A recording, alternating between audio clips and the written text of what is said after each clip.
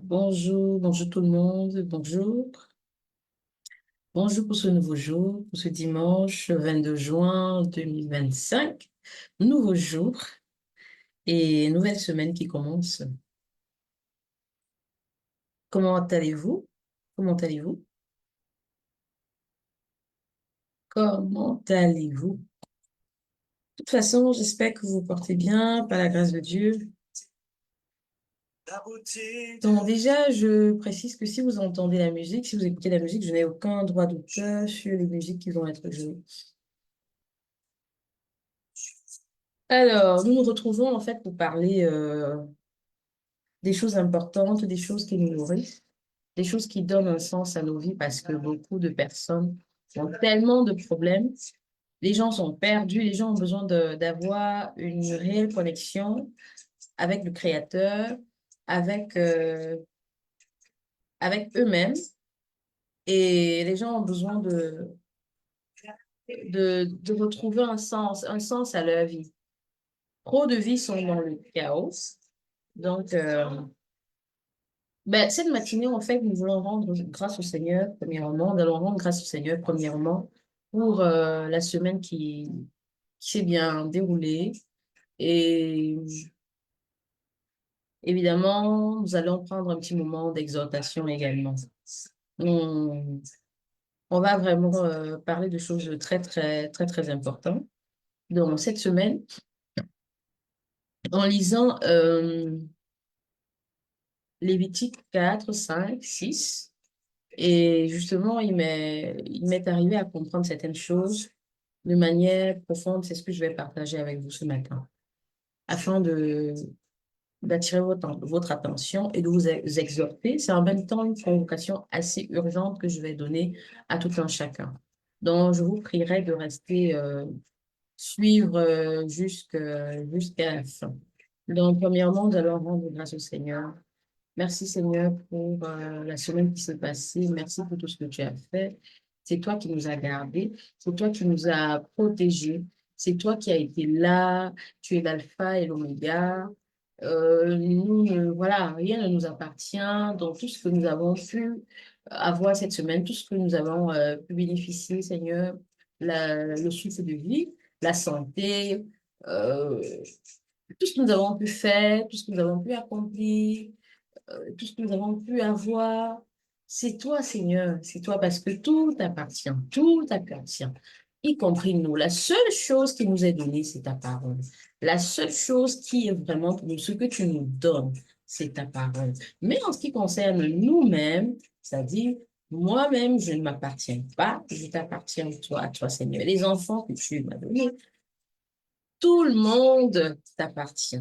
Les ressources sur la terre, les mers, le ciel, la terre, les océans, les maisons, les voitures et tout, tout t'appartient, rien ne nous appartient pas. Donc, si nous avons pu bénéficier de certaines choses, on a juste eu le privilège de les avoir de par ta grâce. La santé, c'est toi qui donnes, parce que si tu ne donnes pas la santé, on ne va pas avoir, c'est-à-dire la force pour se lever et aller travailler. Contrairement, parce que beaucoup pensent que, alors, moi, l'argent que je gagne, c'est ma partie, hein, c'est moi qui me procure cet argent et tout. Mais seulement, si toi, Seigneur, tu ne donnes pas le souffle de vie, premièrement, la personne ne serait pas debout pour se lever le matin et aller travailler. Si tu ne donnes pas la santé, la personne ne se lèverait pas pour aller travailler. C'est toi qui fais en sorte que tous les matins, qu'on puisse se réveiller et se mettre sur nos deux pieds pour nous lever, aller faire quoi que ce soit. C'est toi qui veilles sur nos enfants. Déjà, nous te rendons grâce parce que l'année scolaire est presque à la fin. Peut-être terminée même dans certains endroits du monde. Ici, par exemple, chez moi, c'est le 30 juin. Et puis, je te rends grâce. Nous te rendons grâce, Seigneur, pour tout ce que tu as fait. Pour tout ce que tu as fait, Seigneur. Pour tout ce que tu as fait pour nos enfants. Tu as été là, Seigneur. Tu as été là, Seigneur. Tu as veillé sur eux. En septembre 2024, ils ont débuté l'école. Nous, les parents, on était encore là à se poser des questions. Fin août, déjà, on se posait des questions. Septembre, ils ont commencé l'école. Et toi, tu as été là, tu les as couverts, tu les as protégés, Seigneur. C'est toi qui as veillé sur nos enfants. Oh, Seigneur, nous te rendons grâce pour eux. En tout cas, Seigneur, toi seul, tu veilles réellement sur eux. Nous ne sommes que des personnes à qui tu nous les as confiées, parce que ce sont avant tout tes enfants. Tu nous les as confiés et nous avons le devoir de nous occuper de faire d'eux des disciples de Christ, parce que dans chaque famille, les parents sont comme des bergers pour leurs enfants, et la famille est la première église, c'est-à-dire nous avons la responsabilité, le devoir, l'obligation de veiller sur eux, parce que tu nous as confié de faire des disciples de Christ, de faire en sorte que demain qu'ils soient des bénédictions pour les autres, pour leurs partenaires, pour leurs enfants, pour leur famille en général, et des bénédictions pour la nation, pour leurs collègues, pour toutes les connaissances, et même pour les personnes qui ne connaissent pas, parce que eux aussi, ils sont appelés à donner l'évangile, à parler de l'évangile, à parler de toi, Seigneur. Nous te rendons grâce au nom puissant de Jésus-Christ. Seigneur, merci pour tout ce que tu as fait. Merci, Seigneur. Merci. Donc, j'espère que vous allez bien. Nous prions également que le Saint-Esprit prenne contrôle de tout, de tout ce qui va être dit, de tout ce qui va être dit ce matin, de tout ce qui va être dit, que ce soit le Saint-Esprit qui parle et pas moi. C'est pas moi qui parle, c'est le Saint-Esprit. Donc, lorsque je lis par exemple la parole, s'il y a quelque chose qui vient, une révélation, alors je me dois de la partager. S'il y a une idée qui vient, je me dois de la partager. Au moment où je partage ce qui va être donné là, c'est pas moi qui parle. C'est pas moi qui parle. C'est le Saint-Esprit qui attire l'attention, qui parle. Et puis, je ne suis qu'un vase. Je ne suis qu'un vase euh, par lequel, voilà, Dieu va nous partager un message pour attirer notre attention. Et je pense même que c'est une urgence. Donc, si toi, tu es là, qui m'entend, je te prie de partager ceci avec des connaissances à toi. De partager, parce que là, nous allons partager des choses qui vont nous permettre de comprendre pourquoi il y a tant de souffrance, le pourquoi on est loin de la paix, pourquoi est-ce qu'on est plongé dans un chaos total, dans un chaos total. C'est vraiment important. Donc, la thématique de ce matin, ça va être pourquoi beaucoup de familles vivent dans le chaos, pourquoi beaucoup de familles continuent de vivre dans le chaos, et comment seul Jésus-Christ peut briser ce cycle. Voilà. Voilà la thématique de ce matin. Ah, Seigneur, nous te rendons grâce. Merci, Seigneur. Merci Seigneur, merci Seigneur. On va faire un petit moment d'adoration pour entrer dans la présence du Seigneur. Merci, Jesus, thank you, thank you, thank you, thank you, Jesus, thank you. Merci pour cette semaine qui est passée. Merci, merci. Mon frère, ma soeur, si tu es là et peut-être tu as vécu des situations compliquées, tu es encore là en train de te débattre. Crois-moi, il y a toujours une solution. La semaine, peut-être pour toi, n'a pas été facile. Tu as été confronté à des situations assez compliquées cette semaine, où tu as été troublé, où tu ne savais même pas quoi faire dans certaines situations. Tu es peut-être là, peut-être tu es malade, tu es couché dans un lit d'hôpital et tu sais pas comment faire. Tu es vraiment perdu, tu sais pas et tout. Dis-toi que, et nouvelle semaine, dis-toi qu'il y a une solution. Jésus-Christ est là. Le Seigneur Jésus-Christ est là, il ne t'abandonne pas. Et il ne t'abandonne pas. Le Seigneur Jésus-Christ ne t'abandonne pas. Il est là, il est là, il est là. Il est là. Donc, ne perds pas espoir. Ne perds pas espoir. Je sais qu'il y a des moments, il peut arriver que par moments, on vit des moments de trouble et qu'on est vraiment perdu. On est vraiment entre deux, trois trucs, on ne sait même pas comment faire. Le Seigneur Jésus-Christ est là pour toutes choses. Pour toutes choses. Franchement, je vais vous dire, je parle, hein, comme l'Esprit me conduit, je vais parler. Les familles sont tellement dans la souffrance, les familles sont tellement dans la souffrance, mais ce que les gens ne comprennent pas, Jésus-Christ est le chemin de la vie, la vérité Jésus-Christ, c'est le chemin. Jésus-Christ, c'est la vie. Jésus-Christ, c'est la vérité. Tu es peut-être là, tu te débats de toi-même. Tu te sers de ton intelligence, de ta sagesse. Tu ne comptes, tu veux compter sur tes propres forces. Crois-moi, il y a des situations où ton intelligence, ta sagesse, tes forces ne vont pouvoir rien faire, rien faire, rien faire, rien faire, rien faire. Tu essaies encore là de contrôler, d'essayer de tout contrôler, c'est-à-dire de tout réfléchir à toi-même, de croire que des solutions par rapport à ce que tu vis vont sortir de toi. Mais tu oublies une chose, les solutions ne peuvent pas. Il y a des situations dans lesquelles tu ne peux trouver, c'est-à-dire aucune solution, aucune. Et plus tu vas continuer d'être là à te débattre de toi, mais plus tu vas continuer d'être là à chercher à avoir la solution de de ce problème que tu as. Mais tu vas juste continuer de te vider énergétiquement. Tu vas continuer de te vider de tes forces et tu seras en train de t'enfoncer, de t'enfoncer, de t'enfoncer. Et tu seras là, tu seras comme en train de subir, en train de perdre vraiment pied, alors que tu as la solution devant toi, quel que soit le problème que tu es en train de rencontrer. Je ne sais pas quel problème tu rencontres. Le Seigneur Jésus-Christ est notre sauveur, il est sauveur et Seigneur. Donne-lui ta vie. Tu as peut-être entendu parler de lui et tu t'es toujours dit, ah, c'est pour les autres. C'est peut-être pour les pasteurs, c'est peut-être pour les évangélistes, c'est peut-être pour des gens que je ne sais pas. Tu te dis non, c'est pas, ça ne te concerne pas et tout. Mais crois-moi, ça te concerne. Ça te concerne parce que lui seul peut te sortir de situations où aucun humain ne peut te sortir. Genre même pas toi-même. Toi-même, il y a des situations. Peut-être tu es en train de vivre une situation qui est tellement traumatisante actuellement que tu as longtemps lutté. Tu as longtemps lutté de toi-même. Tu as longtemps cherché des solutions de toi-même. Tu es allé même voir des gens pour leur parler, poser des questions, parler de tes problèmes, parler, mais il n'y a jamais eu une solution. C'est comme si il y a toujours eu, c'est-à-dire un moment, c'est calme, un moment, la situation revient, un moment, c'est calme, la situation revient.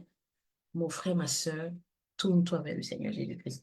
Et peut-être toi, tu es même là actuellement que tout, tu te dis, tout baigne dans ma vie. Je suis mariée, mon mariage, tout va bien. Au niveau de mes finances, tout va bien. Mes enfants se portent bien. Et peut-être toi, tu te dis, l'affaire du Seigneur Jésus-Christ. Et peut-être tu es même là en train de rigoler de ceux qui parlent de Jésus. Peut-être tu es même là, tu m'écoutes, tu me regardes, mais tu me regardes, tu te dis, mais celle-là, mais elle est là en ligne en train de parler de Jésus, là. Elle est là en train de perdre son temps là-bas et tout. Tu te dis, ça ne te concerne pas. Tu es là, tu vis ta best. Tu te dis, tu vis une best. Tu te dis que tu as une best life. Tu te dis que oui, tu as le temps, tu vas travailler, tu gagnes beaucoup d'argent, ton mari t'aime beaucoup. Tu regardes les telenovelas, tu fais tes programmes de voyage. C'est bien, ma soeur, vice-versa pour l'homme, c'est très bien. Mais seulement ce que vous ignorez, l'ennemi rôde. Et à un moment de votre vie, si vous êtes loin du Seigneur Jésus-Christ, à un moment de vie, à un moment de la vie, il y a des choses qui vont commencer à arriver, à arriver. Et à ce moment, vous allez comprendre. Mais je vous exhorte de revenir au Seigneur Jésus-Christ quand il est encore temps. N'attendez pas quand la situation devient compliquée. C'est-à-dire, rien ne nous appartient ici sur Terre. On a vu des gens qui étaient bien, qui se disaient tout allait bien, mais qui n'avaient pas donné leur vie à leur Seigneur Jésus-Christ, qui gagnaient peut-être beaucoup d'argent, qui étaient, c'est-à-dire dans des familles où, voilà, les deux partenaires s'aimaient, les enfants étaient là et tout. Ils se disaient, voilà, ils n'ont pas besoin du Seigneur Jésus-Christ. Mais croyez-moi, est arrivé un moment où ils ont commencé à vivre le trouble, le trouble. Seul donner sa vie au Seigneur Jésus-Christ, c'est ça qui nous préserve. C'est ça qui nous couvre. Ne l'oubliez pas. Ne l'oubliez pas. Le Seigneur Jésus-Christ, celui qui a donné sa vie pour nous. Il y a des situations qui ne peuvent pas se régler ici sur la terre. Il y a des situations que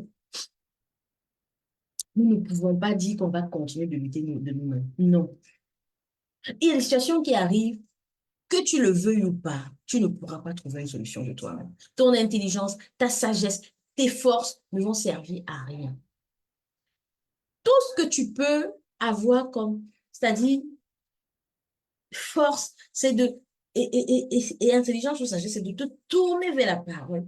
Rentrer dans la parole. Si tu t'étais éloigné, retourne dans la parole. Et si tu étais dans la parole, mais tu étais là de manière un peu légère, tu étais là comme une personne juste religieuse qui dit je prie, mais aucune profondeur, et que tu vas juste à l'église, tu rentres, tu sors et tout. Ça veut dire un peu comme le chrétien qui rentre dans une maison, mais qui reste dans le hall d'entrée et qui cale dans le hall d'entrée, mais qui ne va pas dans la profondeur de la maison à connaître les lieux secrets de cette maison. Là, tu vas devoir chercher la profondeur, une réelle connexion, vraiment une réelle connexion. Donc, je vous exhorte à comprendre. Je le dis, peut-être je le parle et tu ne comprends pas. Tu ne sais pas pourquoi je parle avec autant d'ardeur et que je me répète tous les dimanches depuis que j'ai commencé à prendre ce moment le dimanche pour parler de la parole. Oui, je parle parce que j'ai traversé des situations très compliquées. Très compliquées, très compliquées. Et pendant longtemps, qu'est-ce que je faisais? Je cherchais les solutions de moi-même. Je réfléchissais de moi-même. Je voulais trouver les solutions moi-même. Je me limitais à moi. J'utilisais mon intelligence, la sagesse et les forces. Qu'est-ce qui se passait? Je souffrais, je continuais de souffrir, je me vidais énergétiquement. J'ai vécu un moment, c'était des traumatismes. Un moment, c'était la dépression. J'étais devenue dépressive. J'avais perdu confiance en moi. J'ai vraiment troublée, troublée. Et je me rappelle, en fin d'année 2018, j'ai commencé à me dire, mais ça va pas. Je ne peux pas continuer comme ça. Je ne peux pas continuer comme ça. Je suis, je me retrouvais tout le temps en train de couler des larmes, en train de pleurer. J'étais comme perdue. Perdu. Je ne sais pas si vous avez déjà vécu cette situation. Vous sentez que vous êtes sur terre, mais vous sentez qu'il y a un vide profond à l'intérieur de vous. Un vide. Un vide. Je tombe sur une prédication un jour. C'était une prédication du pasteur Marcelo Tounassi sur les blessures de l'âme. Il prêche, il parle de la parole. C'était ma première fois de tomber sur une prédication de ce monsieur. C'était par une amie qui vit en Italie. Michel Raissa, qui avait partagé, je tombe là, je regarde la prédication, je coule, après je pleure. En regardant le live, je pleure, je pleure. C'est là où je réalise, c'est-à-dire que tout ce que j'ai toujours vécu, c'est-à-dire, je réalise que j'avais passé mon temps à compter sur mes forces, à attendre, peut-être que je vais expliquer mes problèmes à gauche, à droite. Les humains vont m'aider, mais les humains même ne peuvent pas à un moment parce que eux-mêmes, ils sont, ils n'ont pas la solution de certains problèmes. Ce jour, certes, dans le passé, j'allais à l'église, mais ce jour, j'ai donné ma vie au Seigneur Jésus-Christ. Et là, tout a commencé à changer. Tout a commencé à changer. Mais croyez-moi que, à ce moment, quand tu donnes ta vie, tu te dis, ça va aller. Mais l'ennemi est là après, hein. Il fait tout pour te tirer en arrière. Il fait tout. Tu vas être challengé, mais seulement, il ne faut pas abandonner. Il ne faut pas abandonner parce que c'est tout un parcours. Tout un parcours où il y a des moments où tu vas. Voilà, tu ne seras pas au top, top, top dans la parole, mais ne sous-estime pas les petits commencements. Tu vas juste continuer à être baigné dans la parole. Et si par la grâce de Dieu, tu connais une église, trouve une église dans le coin. Va à l'église. Trouve une église dans le coin. Et pour les personnes peut-être qui sont très loin, où il n'y a pas d'église, aujourd'hui, on a des églises connectées. On a des églises connectées parce que tu dois rester en contact. Tu dois rester dans la parole. Pourquoi c'est important d'aller à l'église et pour des personnes qui sont très, très loin, vraiment extrêmement loin, je veux dire vraiment où il n'y a pas de solution. En ligne, vous avez des églises connectées sur YouTube. Vous pouvez suivre le culte là. Pourquoi c'est important? Parce que lorsqu'on donne sa vie au Seigneur Jésus-Christ, il y a des moments, vu on n'est pas encore affermi, il y aura des moments où quelques petits éloignements, parce que quand on rentre dans le train-train quotidien de la semaine, on a tendance à vivre des situations tellement on est connecté par ci, connecté par là, s'occuper de ci, s'occuper de ça. Ce qui fait qu'à un moment, ça pourrait nous éloigner. Mais maintenant, quand on sait que le dimanche, on est connecté, ce qui se passe, c'est que ça nous ramène à la base. Ça nous ramène à la base, ça nous ramène à ce qui est important. Ça nous ramène à la priorité de nos vies. Que toi, tu es là, tu m'écoutes. Moi, je suis là. Tout ce que tu vas savoir, c'est que la priorité de ta vie, c'est la parole. C'est ce qui t'est donné. La priorité, c'est pas toi, c'est pas ton mariage, ta famille, tes enfants, ton travail. C'est pas la priorité. Ça, c'est pas la priorité. La priorité, c'est le Seigneur. La priorité, c'est d'aimer le Seigneur de tout ton cœur, de toute ton âme, de tout ton esprit, de tout ton corps. La priorité, c'est ça. La priorité pour chacun de nous. La priorité pour chacun de nous. Donc, faut pas l'oublier. Faut pas l'oublier. Nous ne devons pas oublier cela. Et je pense que l'ennemi nous a amenés à inverser le sens des choses, à nous éloigner de cette priorité. C'est la raison pour laquelle nous sommes tellement en train de souffrir. Comme je disais hier à une sœur, je suis sûre que l'ennemi, par exemple, quand il réussit de troubler les vies des gens, surtout les familles en soi, parce que les familles sont tellement troublées à ce moment, en ce moment-ci, je suis sûre que l'ennemi avait ses agents. Ils sont même dans les maisons. Pendant que ça éclate dans les maisons, je suis sûre que comme nous ne pouvons pas voir dans les visites, je suis sûre que l'ennemi est en train de danser avec ses agents. Ils sont en train de danser du oh yo yo yo yo yo. Eux là, on a réussi à les manipuler alors qu'ils ont même plus de pouvoir que nous, mais ils ne sont pas conscients de cela. Et l'ennemi, je vous assure, peut-être qu'il danse le ndombolo dans les maisons. Il danse peut-être le ndombolo, il danse, je ne sais pas quel genre de truc, en train de dire, en train de festoyer, en train de dire qu'il a réussi son coup avec ses agents. Les agents sont en train de danser parce que nous n'avons pas compris beaucoup de choses, parce que nous nous sommes éloignés de l'essence, de la base même de notre existence, Dieu. Nous avons laissé Dieu de côté. Comment quelqu'un peut-il nous concevoir? Ça veut dire que lui, il nous conçoit, il sait comment nous fonctionnons, il sait comment nous paramétrer quand à un moment, ça ne va pas parce que seul Dieu fait des mises à jour. Tout produit, tout appareil, tout ce qu'on fabrique, il y a des moments où il faut faire des mises à jour. Même les médicaments qu'on fabrique. À un moment, la population peut consommer les médicaments, consommer. À un moment, on se rend compte qu'il n'y a plus assez d'effets. Les chercheurs dans le secteur pharmacologique, ils vont aller retravailler le produit, faire des tests encore et pour peut-être s'il faut ajouter un ingrédient autre et tout, pour que ça ait plus d'effet, ils vont le faire. Donc, toi et moi, nous les êtres humains, nous sommes aussi, c'est-à-dire des créatures appartenant à un créateur, à un fabricant. Ce qui fait que on doit rester dans la parole parce que de temps à autre, il doit avoir des mises à jour. Des mises à jour. Et seul le fabricant, notre fabricant, lui seul est capable de faire cette mise à jour. Même pas nous. Même pas nous. Je le dis pourquoi? Parce que parfois, on va être dans des trucs de développement personnel. Moi, j'aime bien. Le développement personnel, j'aime bien. Mais seulement, moi, je dis, le développement personnel, bien que les gens en parlent, les humains en parlent, ils se disent, voilà, ce sont eux qui ont créé et tout et tout. Mais ils tirent tout de la parole. Hein. Tout est tiré de la parole. Tout est tiré de la parole. D'ailleurs, vous allez voir que même les livres de droit, lorsqu'on parle de droit, droit civil, je sais pas, tout ce qui est droit, ou au niveau de la justice, on va parler de droit, donner des trucs, les lois dans un pays, tout est tiré de la parole, tout est tiré de la Bible. Tout est tiré de la Bible. Donc, ici, c'était pour vous faire comprendre que, quelle que soit la situation que vous êtes en train de vivre, quelle que soit la situation que vous êtes en train de traverser, vous avez longtemps lutté de vous-même. Vous vous êtes longtemps débattu. Vous avez longtemps attendu que les gens vous aident et trouvent des solutions à votre problème. Mais il y a des problèmes. Ce n'est pas l'humain sur la terre qui va les régler.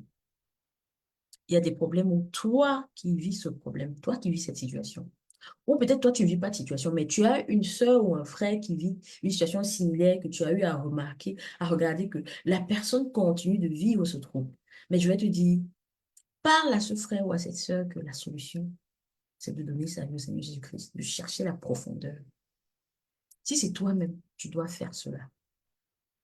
Parce que quand tu donnes ta vie, ce qui se passe là, rappelez-vous, la vie est d'abord spirituelle avant d'être physique. Quand tu as donné ta vie, il faut savoir que Il y a des situations qui sont liées dans le ciel. Il y a des situations qui sont liées dans le spirituel. Et tant qu'elles ne sont pas déliées, sur la terre, tu ne vas pas être libre. Ça veut dire qu'il y a des situations que tu es en train de vivre sur la terre là, parce que dans le ciel, puisque la vie est d'abord spirituelle, les choses sont liées.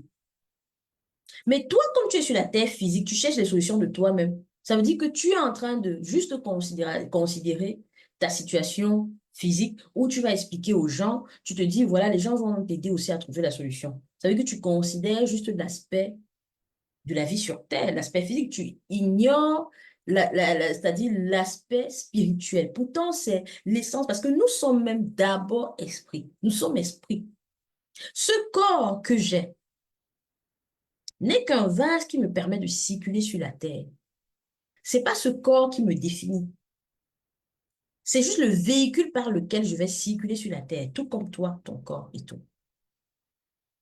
Mais c'est ton esprit qui est vraiment toi. On parlera plus tard de ça, de l'identité, de la connaissance de son identité. C'est ton esprit qui est premièrement là, qui est toi. Pour dire que face à certaines situations, ça va demander que tu connectes au ciel, que tu te connectes au ciel, que tu fasses des combats dans le spirituel pour délier ce qui est attaché dans le monde invisible, dans le spirituel, que tu délies ce qui est attaché au ciel, afin que ce qui a été délié puisse se manifester physiquement. Et le seul moyen de pouvoir délier, le seul moyen de pouvoir commencer ce combat, c'est que tu dois donner ta vie au Seigneur Jésus-Christ. Reconnaître qu'il est ton sauveur et ton Seigneur. Te connecter à la parole. Te connecter à la parole de Dieu. Comprendre qui tu es en Christ. Comprendre qui est le Seigneur. Comprendre pourquoi il t'a créé. Chercher une réelle connexion avec lui. Pas d'être le chrétien religieux. Pas d'être le chrétien religieux. Je te parle là de rentrer vraiment dans la profondeur. C'est ainsi que tu vas commencer certains combats. C'est ainsi que tu vas commencer la marche dans le combat pour pouvoir, afin que tout ce qui était lié dans le ciel soit délié. Et pour que tu puisses maintenant vivre une vie équilibrée sur la terre. Sans ça, tu vas être en train de trouver des solutions. Sur la terre, tu es en train de chercher des solutions physiques, de trouver des solutions ici, alors que le combat doit être mené en haut. Le combat doit être mené en haut pour que ce que tu es en train de vivre ici cesse. Mais si toi, tu es, c'est-à-dire en train de regarder, chercher les solutions de manière horizontale, alors que la situation que tu vis, que tu traverses, il faut regarder dans le vertical, adresser tes prières dans le vertical, compter sur le Seigneur, donner ta vie au Seigneur, chercher à comprendre la profondeur de certaines choses, prier, prier, entrer dans le combat, c'est-à-dire en revêtant quand tu as donné ta vie. Parce que Christ dit, quand tu donnes ta vie, il te donne la puissance. En revêtant cette puissance qui te permet maintenant d'être sur la terre en train d'adresser tes prières au ciel afin que tout soit dédié au nom puissant de Jésus-Christ. Et pour que tout cesse ici. Mais quand ce n'est pas le cas, et qu'on veut continuer de lutter de nous-mêmes, on ne va pas trouver de solution. Je vous exhorte, je parle de cela parce que cette semaine, j'ai parlé avec deux dames qui traversent des situations très compliquées. L'une qui est déjà séparée et qui est en conflit avec le papa de ses enfants qui ne veut pas, parce qu'ici ici en Occident, voilà, quand les gens vivent sous le même toit, ils ont acheté une maison, le mari a une part, la dame a une part. Maintenant, quand ils sont séparés, la dame est restée dans la maison avec les enfants, mais le monsieur voudrait que la dame rachète ses parts, mais il gonfle tellement le montant, et puis ils sont au tribunal depuis plusieurs mois. La dame, elle est épuisée, parce que ça, énergétiquement, elle doit tout le temps avoir des convocations à l'avocat, avec le juge, aller chez le notaire, parler, ci et ça. Financièrement aussi, elle est épuisée et tout. Et elle ne comprend pas certaines choses, pourquoi l'homme avec qui elle a vécu pendant plusieurs années, comment est-ce que, et tout, il est aussi machin, si, et tchic, et tchac, et tchac. Je lui ai demandé comment est-ce que le monsieur a grandi. Est-ce qu'il a reçu de l'amour de ses parents quand il était petit? Parce que avant tout, quand on est dans cette situation, il faut comprendre pourquoi on vit cette situation. Parce elle reprochait le monsieur d'être ci ou ça, la raison pour laquelle elle au moins n'en pouvait plus, elle avait tellement été traumatisée, et tout, elle a demandé la séparation et tout, après un peu plus de 20 ans par là. Elle m'a dit non, c'est quelqu'un qui a grandi, le papa il n'était pas là, ils avaient été abandonnés à leur maman. J'ai dit, ben déjà, tu vas comprendre que lui, c'est quelqu'un qui est blessé depuis l'enfance, hein. Et quelqu'un qui a un manque aussi. La personne est déséquilibrée quelque part de l'intérieur. Et tant qu'on n'est pas restauré, justement, qu'est-ce qu'on va être? Au lieu d'être des bénédictions pour sa famille, on va poser pas mal d'actes. Mais ça ne veut pas dire que si une femme est dans une situation pareille, elle est en couple, elle voit un homme qui vit cette situation, il faudrait que directement, je ne suis pas en train de dire que toutes les femmes qui vivent cette situation, elles doivent se séparer. Elle, bon, je ne connais pas vraiment, je ne suis pas rentrée dans... C'est elle qui sait vraiment ce qu'elle a vu dans les détails. Mais je dis toujours, le problème aussi, bon, j'ai une autre amie également qui est en train de vivre une situation vraiment troublante aussi cette semaine, mais qui est encore dans le couple, mais ça va pas, du coup, ça va pas entre le mari et elle. Elle se plaint, son mari ne donne pas de l'attention depuis qu'ils sont en couple depuis 20 ans aussi. Et maintenant, il y a des conflits un peu dans la maison, puisque les enfants ont vu que le papa, voilà, n'était pas assez là pour que, ils s'entendaient pas, parce que les enfants, ce qui se passe, c'est que quand ils constatent que les parents ne sont pas trop en accord, certains pourraient maintenant utiliser cela parce qu'ils veulent peut-être leur liberté, aller dehors, se balader, tchic et tchac. Surtout, euh, la maman étant plus présente à la maison, qui donne des règles et tout, qui est exigeante et dit aux enfants, je veux pas des sorties bizarres, aller dans les fêtes à gauche, à droite. Et quand arrive l'enfant qui veut avoir ça, l'enfant utilise justement le fait que les deux parents ne sont pas en accord et que le papa est un peu présent, ou absent, pardon. Les enfants utilisent cela et commencent à faire la tête à la maman. La maman qui se retrouve là, elle a tellement donné de l'amour, de l'affection, tellement, tellement, tellement. Et à un moment, elle se sent vidée. Elle n'en reçoit pas le monsieur qui, voilà, qui gère juste ses oignons, il va travailler, il rentre, il est calme dans son coin, distant, et parfois il découche. Donc la pauvre, elle est tellement troublée qu'elle me dit, elle a tellement supporté et que à trop c'est trop, et qu'elle va quitter son conjoint et elle va le laisser avec les enfants. Donc déjà face à ces deux situations, vous allez voir que ce dont je parlais tout à l'heure, ces deux femmes, elles ont passé le temps à chercher des solutions d'elles-mêmes, à compter sur leur intelligence, leur sagesse, leur force pendant plusieurs années, pendant toutes ces années. Et vivant ces situations, elles ont cherché même à ce que les parents les aident, que ce soit de la famille de l'homme, de la famille de la femme, et tout, et tout, et tout, et tout. Mais rien. Et ces femmes, elles se plaignent du fait que oui, il n'y a pas l'amour, on les aime pas, ici et ça, et ça. Et c'est la situation de beaucoup d'autres femmes, beaucoup de femmes d'ailleurs. Mais le seul problème, c'est quoi? Pourquoi est-ce qu'on vit aussi ça? J'ai ramené ces femmes-là. La deuxième également, je lui ai posé la question, est-ce que ton conjoint, comment a été son enfance? A-t-il eu l'amour? A-t-il reçu de l'amour de ses parents? A-t-il grandi dans une famille équilibrée où le père était présent, vraiment, et donnait de l'amour, de l'affection? La maman également. Elle me dit non, non. Le papa était là, mais pas un papa vraiment présent qui était affectionné, qui donnait attention et tout. Donc, la maman du monsieur, elle me dit, la maman du monsieur aussi a quelque part un peu souffert dans son mariage parce qu'après, le papa du monsieur a dû prendre une deuxième épouse et tout. Donc, sa maman du monsieur a été quand même aussi troublée et tout. Je lui ai dit, en fait, tu vas comprendre que c'est comme ça que l'ennemi opère pour détruire les familles. L'ennemi opère pareil pour détruire les familles. Mais maintenant, face à une situation pareille, je lui ai dit, la solution pour toi n'est pas de dire que oui, tu dois juste partir du tout. Il ne faut pas prendre de décision quand on est dans la colère. Parce que généralement, c'est vrai, quand ça bouillonne les émotions, franchement, on est tellement en feu. Du coup, on dit, assez, c'est assez. Je dis, en fait,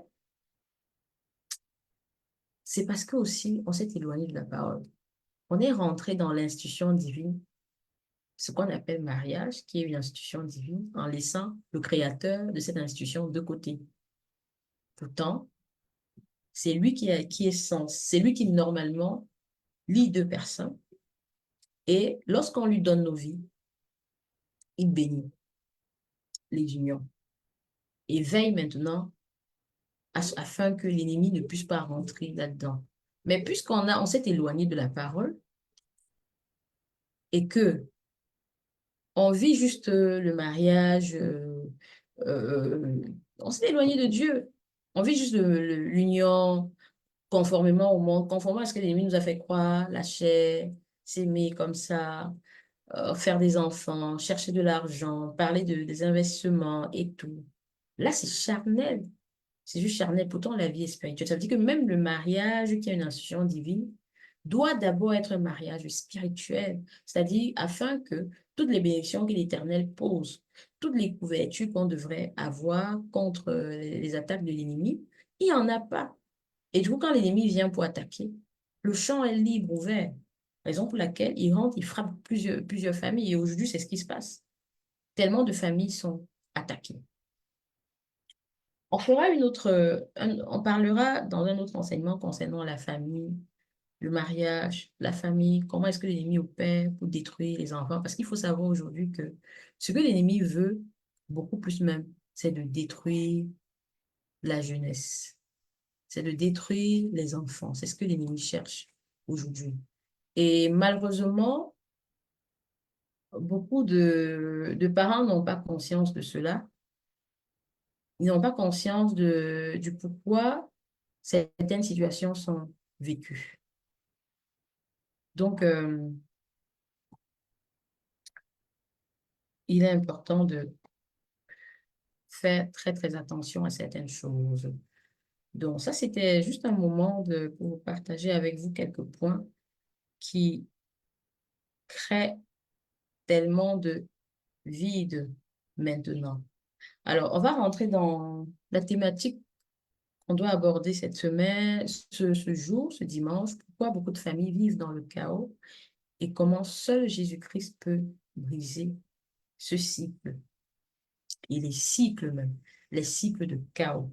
Comment Jésus-Christ seul peut arriver à briser ces cycles-là.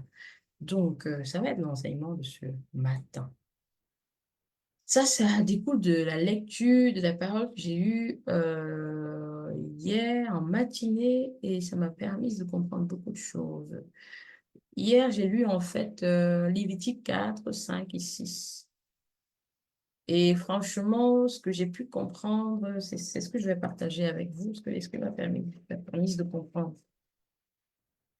Donc, ce que vous allez comprendre, c'est que beaucoup de familles, parce que c'est le cas, hein, des exemples que je venais d'évoquer, beaucoup de familles vivent dans des souffrances atroces. Mais pourquoi? Pourquoi est-ce que les familles vivent dans les souffrances atroces? Parce que les familles n'ont pas accepté le Seigneur Jésus-Christ comme Seigneur et Sauveur. Parce que le seul vrai agneau de Dieu donné, c'est-à-dire le seul vrai agneau de Dieu, le sacrifice, vraiment pour que nous puissions être couverts, c'est Jésus-Christ. C'est le seul vrai agneau de Dieu donné pour ôter les péchés du monde. Mais qu'est-ce qui se passe? Vous allez voir qu'aujourd'hui, il y a encore tellement de divorces, de séparations catastrophiques, au point où il n'y a plus d'affection. Par exemple, le couple dont je parlais, le premier couple, le monsieur qui revendique que sa femme doit racheter ses parts très très cher. Il se fiche pas mal de savoir que ses enfants continuent de vivre dans la maison. Parce que moi, j'ai eu un interpellé, le monsieur lui dit, ben écoute, c'est vrai, il y a eu séparation, c'est vrai, entre vous, il y a eu des choses qui vous ont blessé chacun l'un de l'autre et tout. Mais écoute, pour les enfants, il faut prendre des décisions pour l'intérêt des enfants. Permettre que les enfants puissent rester dans la maison avec la maman. Parce que pour le moment, tout ce que vous pouvez prendre comme décision, regardez aux enfants. Vous devez penser au bien-être des enfants. Je dis au monsieur, par rapport à la maison, demande quand même un montant convenable pour que les enfants puissent rester dans la maison.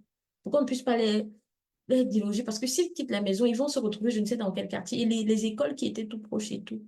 Ce ne sera pas facile. Ils ont été là, les enfants étaient là pendant. Le monsieur m'a dit non, il s'en fout. On ne lui fait pas le chantage avec les enfants.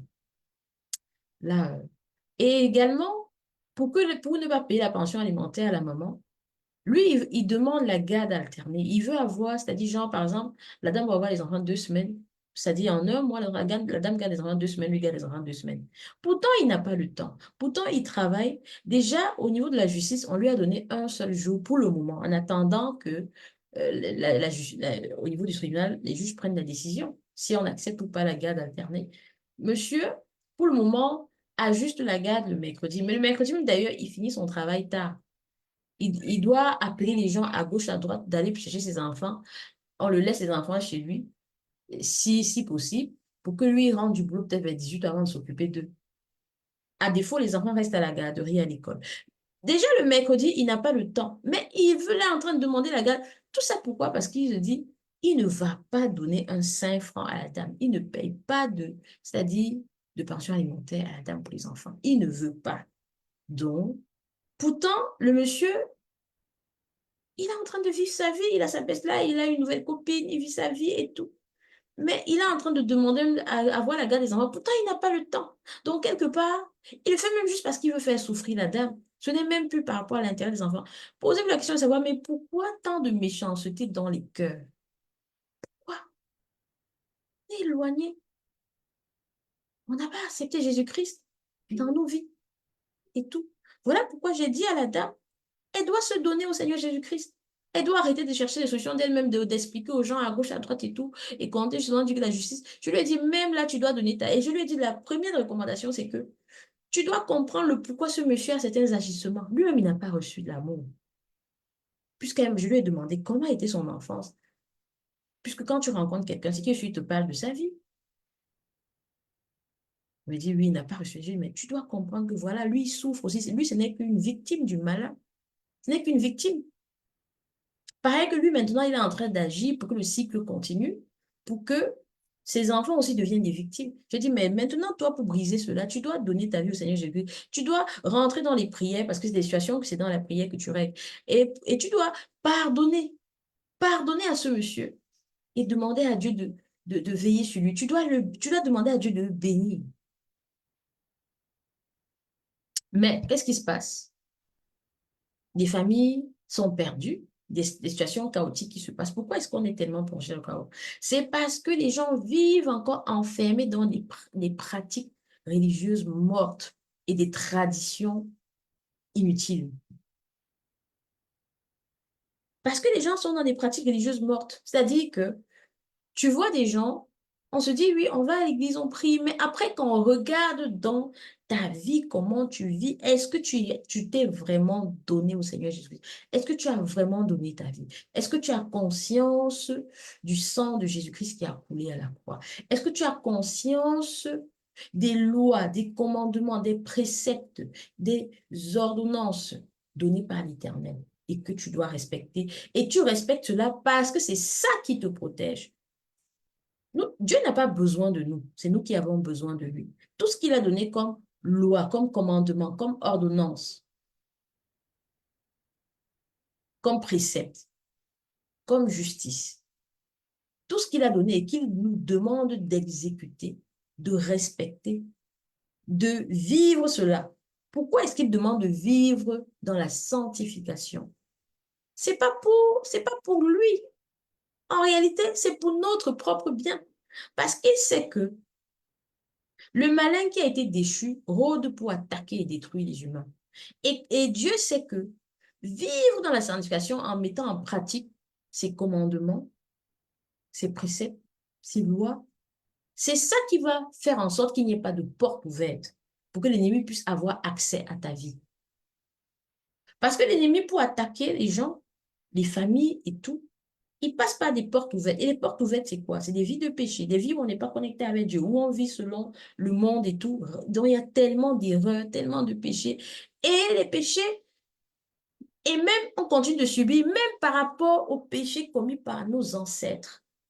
Ce que nos ancêtres ont commis comme péché, tant qu'on n'a pas donné nos vies au Seigneur Jésus-Christ, on va continuer de vivre les conséquences de cela. Ça veut dire que le malin continue d'avoir le pouvoir sur nos vies.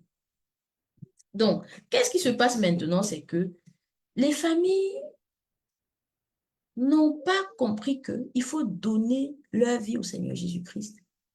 ils ont continué dans des pratiques, des traditions bizarres, faire des offrandes de sel dans des cases et tout. Verser, ils ont, par exemple, je vais voir, je suis d'origine du Cameroun et je suis bamileke, en pays bamileke, tu vas voir par exemple des cases où, on va dire que c'est des cases sacrées où on va faire verser du sel, on va faire des offrandes d'huile versées dans les coins de la maison, on va faire des sacrifices d'animaux, parfois des sacrifices d'aliments, des rituels, voilà, ça va être des rituels transmis par les ancêtres, les coutumes ou même, donc pour certains, ça ira même très loin. Pour d'autres même, ça va pas être dans les villages où ils font des sacrifices comme ça. Pour certains même, Loulou, allez voir Urich, allez voir Urich. Je travaille, maman travaille. Désolée, hein. Mes enfants, c'est dimanche. Oui, moi, c'est mon fils et mon neveu. Le fils à mon frère qui est décédé. Ils sont là, les deux copains. Les deux copains. Les amis, allez jouer. Maman travaille, d'accord? Oui, allez, je vous dis bonjour. Allez, tous! Allez, 5, high five. Allez, allez-y. Allez voir Ulrich. Au revoir. Au revoir. Fermez la porte, s'il vous plaît, les amis. Nicolas, s'il te plaît, mon chéri, la porte. Non, c'est Aiden et Nicolas qui étaient là, les amis, les meilleurs amis. Donc,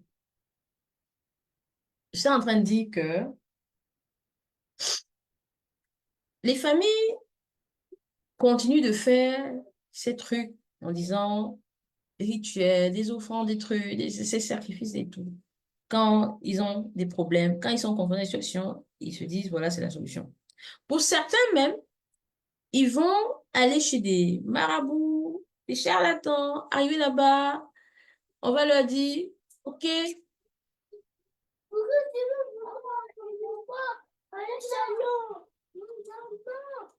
d'accord, patientez un moment.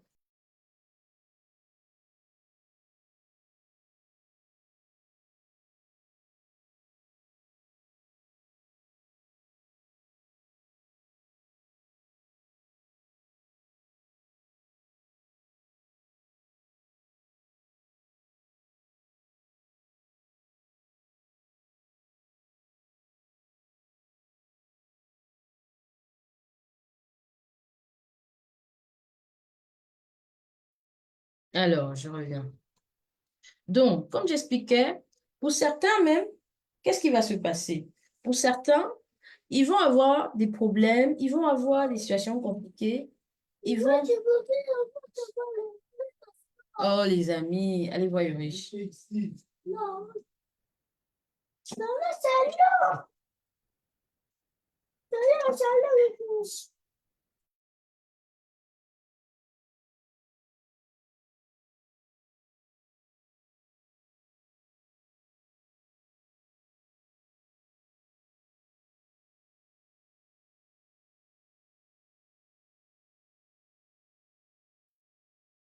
Donc, voilà, je vais me répéter. Donc, pour certains, ils sont restés dans beaucoup de familles, hein, où on dit, oui, il y a des cérémonies qu'on doit faire au village. Ils vont des cérémonies, bon, ils font des trucs où on dit que oui, je sais même pas, je sais pas, hein, franchement.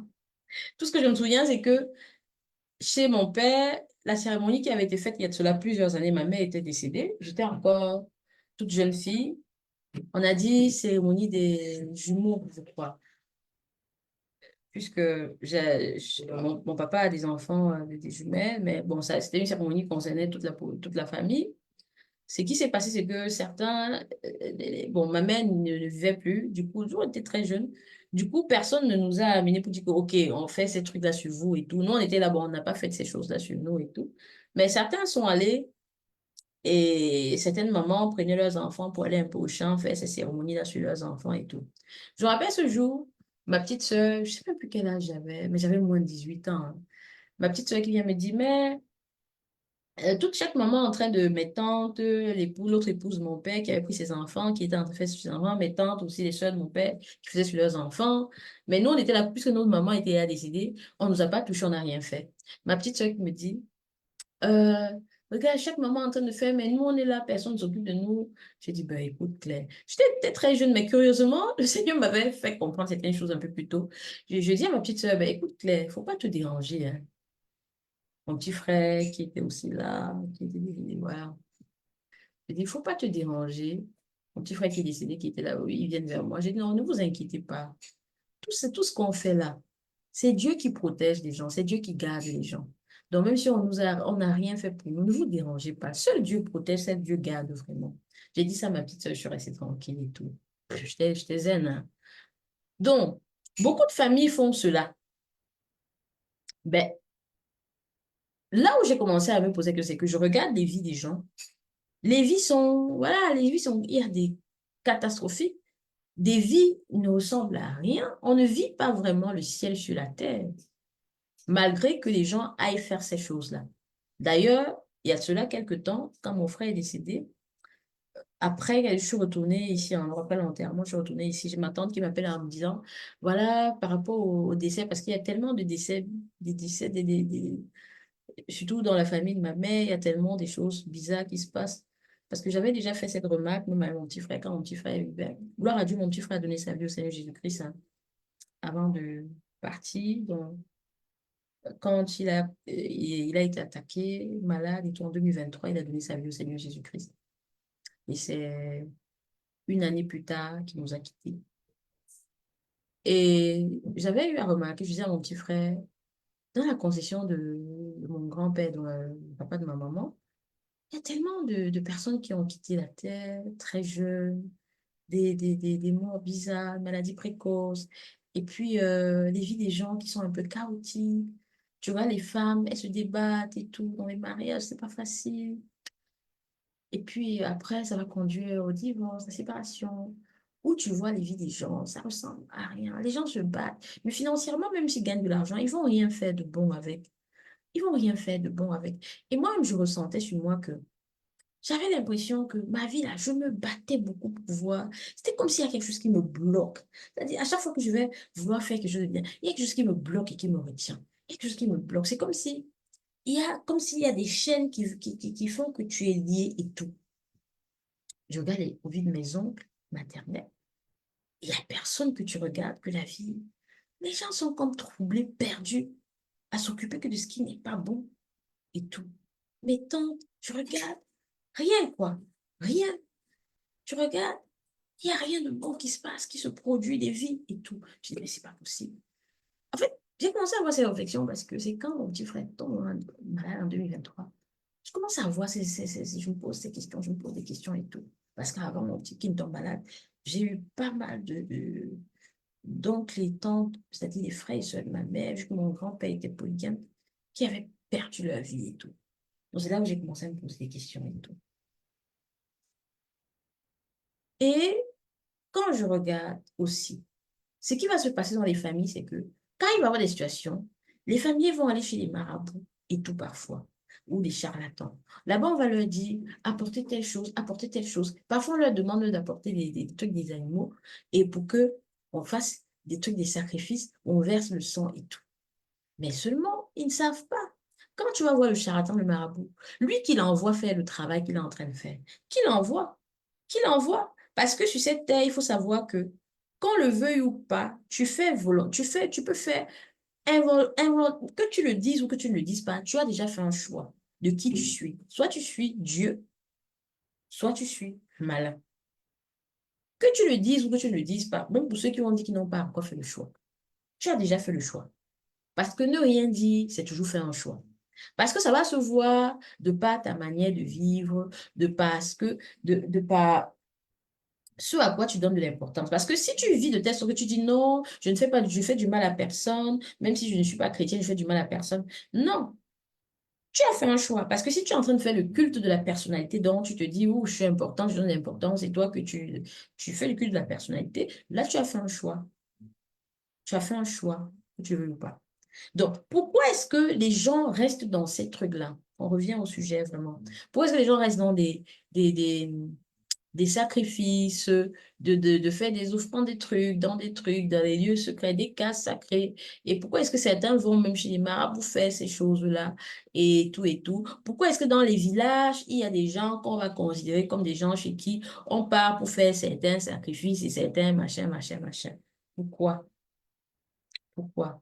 Parce que justement, en lisant, c'est quand j'ai lu Lévitique 406 que j'ai vu dans l'Ancienne Alliance où Dieu avait choisi des sacrificateurs, où il redonnait des recommandations à Moïse, par exemple, quand les gens avaient péché, les gens avaient fait ce qui n'est pas bien, d'aller faire des sacrifices. Il y avait des holocaustes et tout. Il y avait des sacrifices pour le péché. Il y avait des sacrifices pour les sacrifices d'expiation.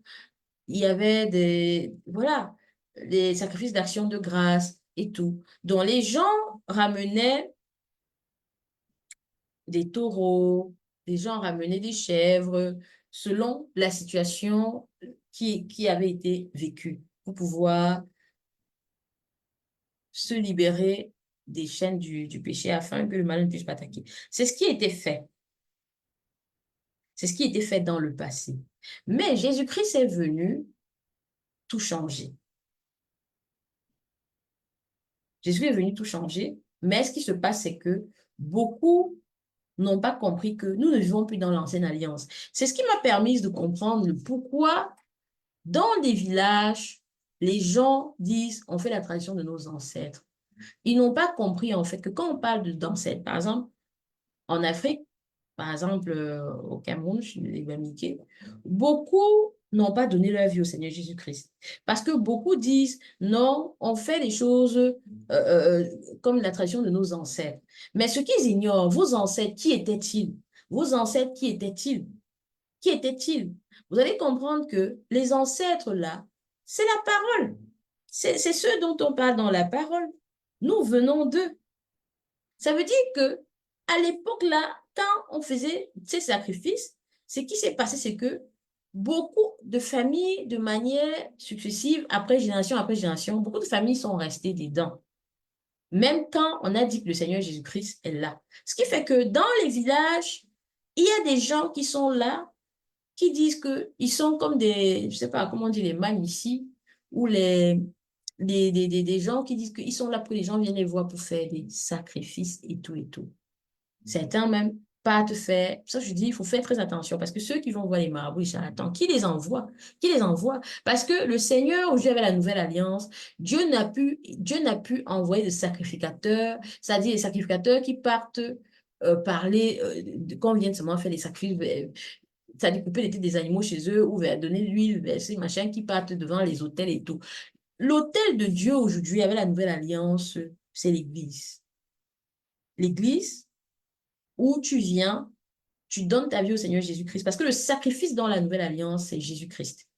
C'est Jésus-Christ. Ça veut dire que si tu n'as pas Jésus-Christ dans ta vie et que tu es encore en train d'aller au village, faire ces trucs de machin, machin là, en te disant que c'est ce que faisaient tes ancêtres, il faut comprendre déjà que tes ancêtres là, ils sont dans la Bible. Et que ce que tu crois que tes ancêtres là, ta famille, ils ont toujours fait, ça vient de la parole. Mais seulement, ça a été dépassé. Ça a été dépassé parce que ça ne couvre plus, donc ça ne peut plus protéger les gens vraiment. Ça ne protège, ça n'a plus aucune valeur.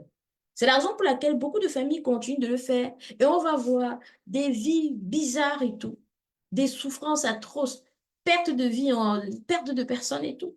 Les gens sont attaqués. Aujourd'hui, c'est-à-dire la préfiguration du sacrifice parfait, c'est Jésus-Christ. Pourquoi les rituels que les gens partent faire, comme il était fait dans l'ancienne alliance, pourquoi ça n'a plus de pouvoir? Hébreux 10:4 dit, il est impossible que le sang des taureaux et des boucs ôte les péchés. Hébreux 10:4 déclare, il est impossible que le sang des taureaux et des boucs ôte le péché. Donc, si vous êtes encore en train d'aller donner les animaux, on coupe les têtes, on vous verse, on fait des trucs dans les incantations bizarres, dans les trucs, on vous dit que non, c'est ça qui va tout laver, c'est ça qui va vous protéger, c'est ça qui... Non, c'est faux. C'est faux. Parce que ces pratiques ont été abolies à la croix. Ces pratiques ont été abolies à la croix. Hébreux 10:10. Et continuer à les pratiquer, c'est rejeter le sacrifice de Dieu, le sacrifice de Jésus-Christ. Continuer de pratiquer ces choses-là et ne pas donner sa vie à Jésus-Christ de manière consciente. Je ne parle pas de quelqu'un qui, parce qu'on a dit donner sa vie, il se lève, il va à l'église, il part à l'église tous les dimanches, mais il n'y a pas de connexion. C'est-à-dire, il n'y a pas une conscience de la mort de Christ à la croix, la conscience, la connaissance du pourquoi, du sang de Jésus qui a coulé à la croix, pourquoi Jésus-Christ s'est donné comme sacrifice. Parce que si tu vas à l'église aussi, tu pries le Seigneur Jésus-Christ, mais tu continues d'aller faire ces sacrifices-là et tout aussi. Tu es en train de servir, tu es en train de servir 2 mètres. Mais en réalité, Jésus-Christ dit, on ne sert pas 2 mètres. On ne sert pas 2 mètres. Tu fais le choix.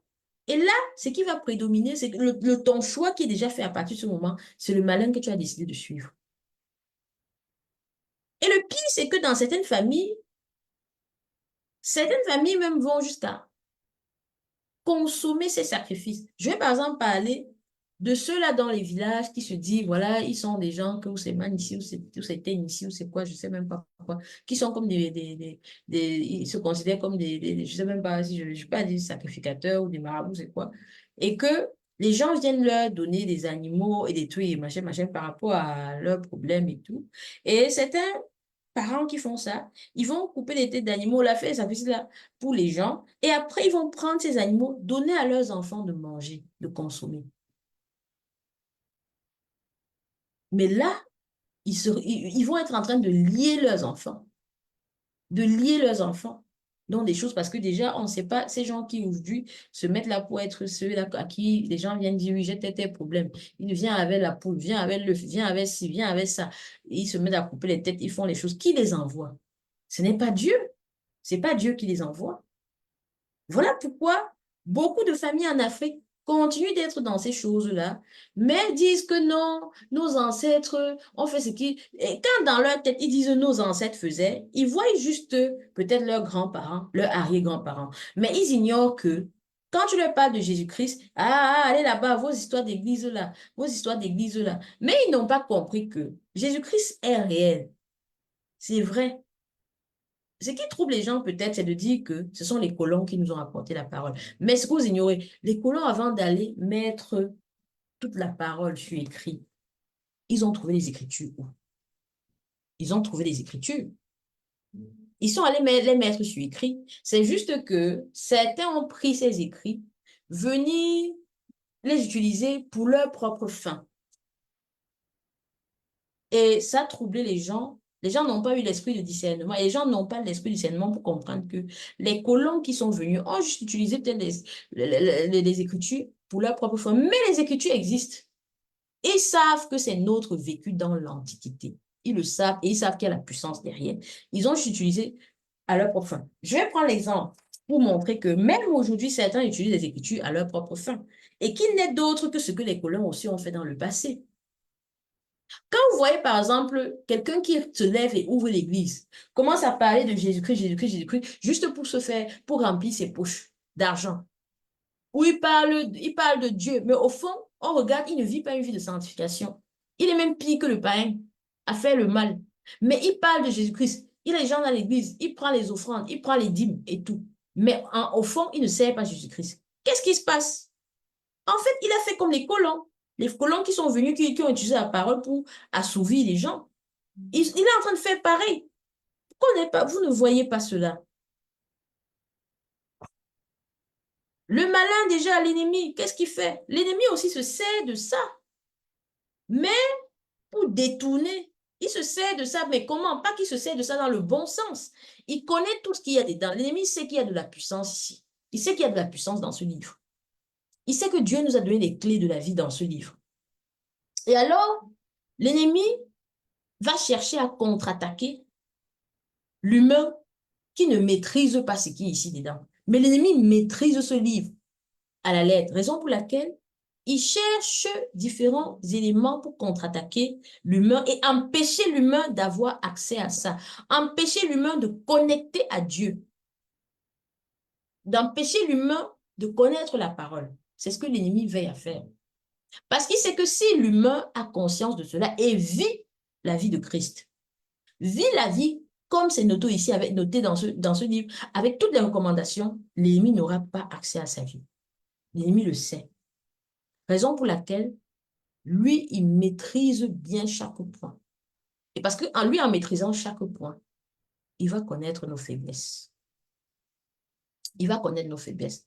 Pire encore maintenant, si nous ne maîtrisons pas. Donc lui, il maîtrise, mais nous ne maîtrisons pas. Ce qui fait que lui, il connaît bien nos faiblesses. Raison pour laquelle il va chambouler les vies. Et pendant que les gens sont là perdus, je suis sûre que dans l'invisible, il est en train de danser avec ses agents. Il est en train de danser dans les maisons. Il danse le ndombolo dans les maisons. Il danse. Il danse toutes sortes de danses. Quand les gens sont là, gâtés, zinzin, dans leur tête, en train de waouh, waouh, waouh, il est en train de danser. Parce qu'il sait qu'en réalité, nous avons plus de pouvoir que lui, mais seulement nous l'ignorons. On est toujours en train d'aller faire. Donc, le but de l'ennemi, c'est de nous empêcher, de faire en sorte que les gens ont les cœurs endurcis, que quand tu leur parles de Dieu, tu leur parles de Jésus-Christ, le Seigneur Jésus-Christ, les gens ne veulent pas entendre. Les gens continuent à dire, ah, nos ancêtres, nous sommes africains, hein, nos ancêtres africains, vos ancêtres étaient qui? Vous venez, vos ancêtres étaient les qui? Lisez la parole.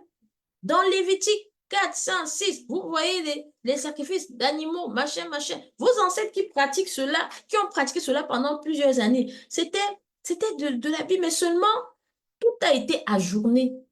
Il y a eu la nouvelle alliance depuis, c'est juste que certaines personnes n'ont pas suivi. Certaines personnes n'ont pas suivi, ils ont continué de rester dans l'ancienne alliance, à continuer à faire ces pratiques et ne pas donner leur vie en Jésus-Christ, au Seigneur Jésus-Christ. Voilà pourquoi le chaos existe. Le Seigneur Jésus-Christ existe. Je vais m'étais plus loin à regarder ceux qui parlent de la physique quantique. Je ne sais pas si vous avez vu le regretté Kalala Omutunde. Il parlait du Seigneur Jésus-Christ. Il parlait de la spiritualité chez les Africains. Déjà, qui vous a même dit que le Seigneur Jésus-Christ était blanc? Les colons ont voulu vous faire croire certaines choses, mais ils ont pris des écritures, nos écrits, ceux qui voulaient l'utiliser à leur avantage, bien sûr, comme le font certains faux pasteurs aujourd'hui, certains faux hommes de Dieu. Oui, certains même aujourd'hui, c'est des marabouts, mais qui savent que, bon, les gens fuient un peu les trucs des marabouts. Ils partent utiliser la parole pour dire qu'ils sont devenus hommes de Dieu. Mais en réalité, ils sont des marabouts et ils sont des marabouts et des charlatans. Hein. Ils sont allés partir avec l'ennemi. Ou certains même le font juste parce qu'ils veulent l'argent. Ben, ils utilisent à leur propre fin. Pareil que les colons. Donc, c'est absurde aujourd'hui de dire non, c'est les colons qui sont venus avec cette histoire de chrétiens. Nos ancêtres étaient. Est-ce que vous connaissez vraiment qui sont vos ancêtres? Vous connaissez réellement qui sont vos ancêtres? Allez fouiller. Allez fouiller. Allez écouter le regretté Omotunde Kalala qui parlait de la physique quantique et tout, qui parlait de Jésus. Lui, là, il parle même il appelait, je crois, le nom de Jésus, c'est nous cirer, c'est quoi, je sais plus trop. Donc, vous allez maintenant voir que ces familles qui sont restées dans l'ancienne alliance et tout, il va avoir des conséquences, même pas l'ancienne alliance, parce que certains maintenant, pas derrière les marabouts là et tout, chez qui vous partez, faire des choses, faire ci, faire ça. Qui les envoie? Parce que avec la nouvelle alliance, Jésus-Christ, Jésus-Christ est là. Les marabouts et les machins vers qui vous courez. Les hommes dans les villages qu'on pas voir pour que ce sont eux qui égorgent les sacrifices qu'ils font. On dit que non, c'est tel qui fait, c'est tel qui fait, c'est papa tel qui fait. Qui l'envoie? C'est Dieu qui l'envoie. C'est pas Dieu qui l'envoie. Je dis, matin, les mamans m'appellent, oh, j'ai dit, je ne fais pas ces choses-là. Je dis, matin, que toute la famille doit cotiser. Si tu, ceux qui ne sont pas là, ils cotisent leur argent pour faire, il y a telle cérémonie. C'était après le décès de mon petit frère. J'ai dit, non, je ne fais pas. Ces choses-là, j'ai jamais adhéré à ces choses-là et je ne ferai pas. Je ne pourrais pas donner 5 francs pour ça. J'ai dit, moi, aujourd'hui, ma vie, c'est le Seigneur Jésus-Christ. Seigneur Jésus-Christ, ma vie. J'ai dit, je ne fais pas. Il m'a dit, non, les gens doivent faire pour la protection. J'ai dit, Dieu me protège. Et si je dois quitter cette terre-là, je vais quitter la terre en sachant que je dois ma fille, j'ai servi le Seigneur Jésus-Christ. Je suis esclave du Seigneur Jésus-Christ. Point barre. Je ne peux pas dire que je suis là, Seigneur Jésus-Christ. En même temps, je donne l'argent pour dire qu'on ne peut pas te faire cérémonie. Ça veut dire que là, je suis en train de servir deux maîtres. J'ai dit non. D'ailleurs, pourquoi je devrais faire ça? Je vais faire ça. D'ailleurs, les familles, quand on fait des cérémonies pareilles, ça fait combien de fois qu'ils ont eu à faire des cérémonies? Mais est-ce que les vies des gens ont changé? Posez-vous des questions. Si peut-être dans vos familles, on fait ces trucs de cérémonie, des sacrifices, machin, machin. Combien de vies ont changé? Ça a changé la vie de quelqu'un. Vous voyez au contraire des vies qui s'enfoncent, des conséquences visibles du chaos. C'est même des chaos. Oh, c'est des chaos physiques. Qui dit chaos physique, ça veut dire que dans le ciel, tout est lié. Dans le ciel, c'est des chaos spirituels parce que la vie est d'abord spirituelle avant d'être physique. Vous allez avoir des morts précoces, des morts répétées dans les familles ces derniers temps, des maladies bizarres et chroniques, la pauvreté persistante. Les gens vont dire qu'ils travaillent sur l'argent, mais rien de bon. Soit l'infertilité, tu vas trouver dans certaines familles, peut-être une femme qui va être la stérilité et tout. Des blocages dans des vies improductives, des divorces répétés, des séparations, des troubles dans les foyers, les enfants plongés dans les blessures intérieures, les femmes plongées dans les blessures intérieures, des gens plongés dans l'alcoolisme. Vous allez voir dans certaines familles, le monsieur, l'homme qui boit, il gagne il boit seulement, il fume des cigarettes, il monte, il descend. Soit des gens qui consomment des stupéfiants et tout. Soit certaines qui vont tomber dans la prostitution, des confusions sexuelles, des oppressions démoniaques, des liens héréditaires avec des ténèbres, des réclamations dans des familles. Et pourquoi cela? Parce que les péchés du passé n'ont pas été effacés. Les gens n'ont pas donné leur vie au Seigneur Jésus-Christ. Et du coup, même les péchés des ancêtres, là, des grands-parents, arrière-grands-parents ou quoi, tout ce que les parents ont commis et tout, ça continue de suivre les enfants, vu que les enfants n'ont pas fait alliance avec le Seigneur en donnant leur vie au Seigneur Jésus-Christ.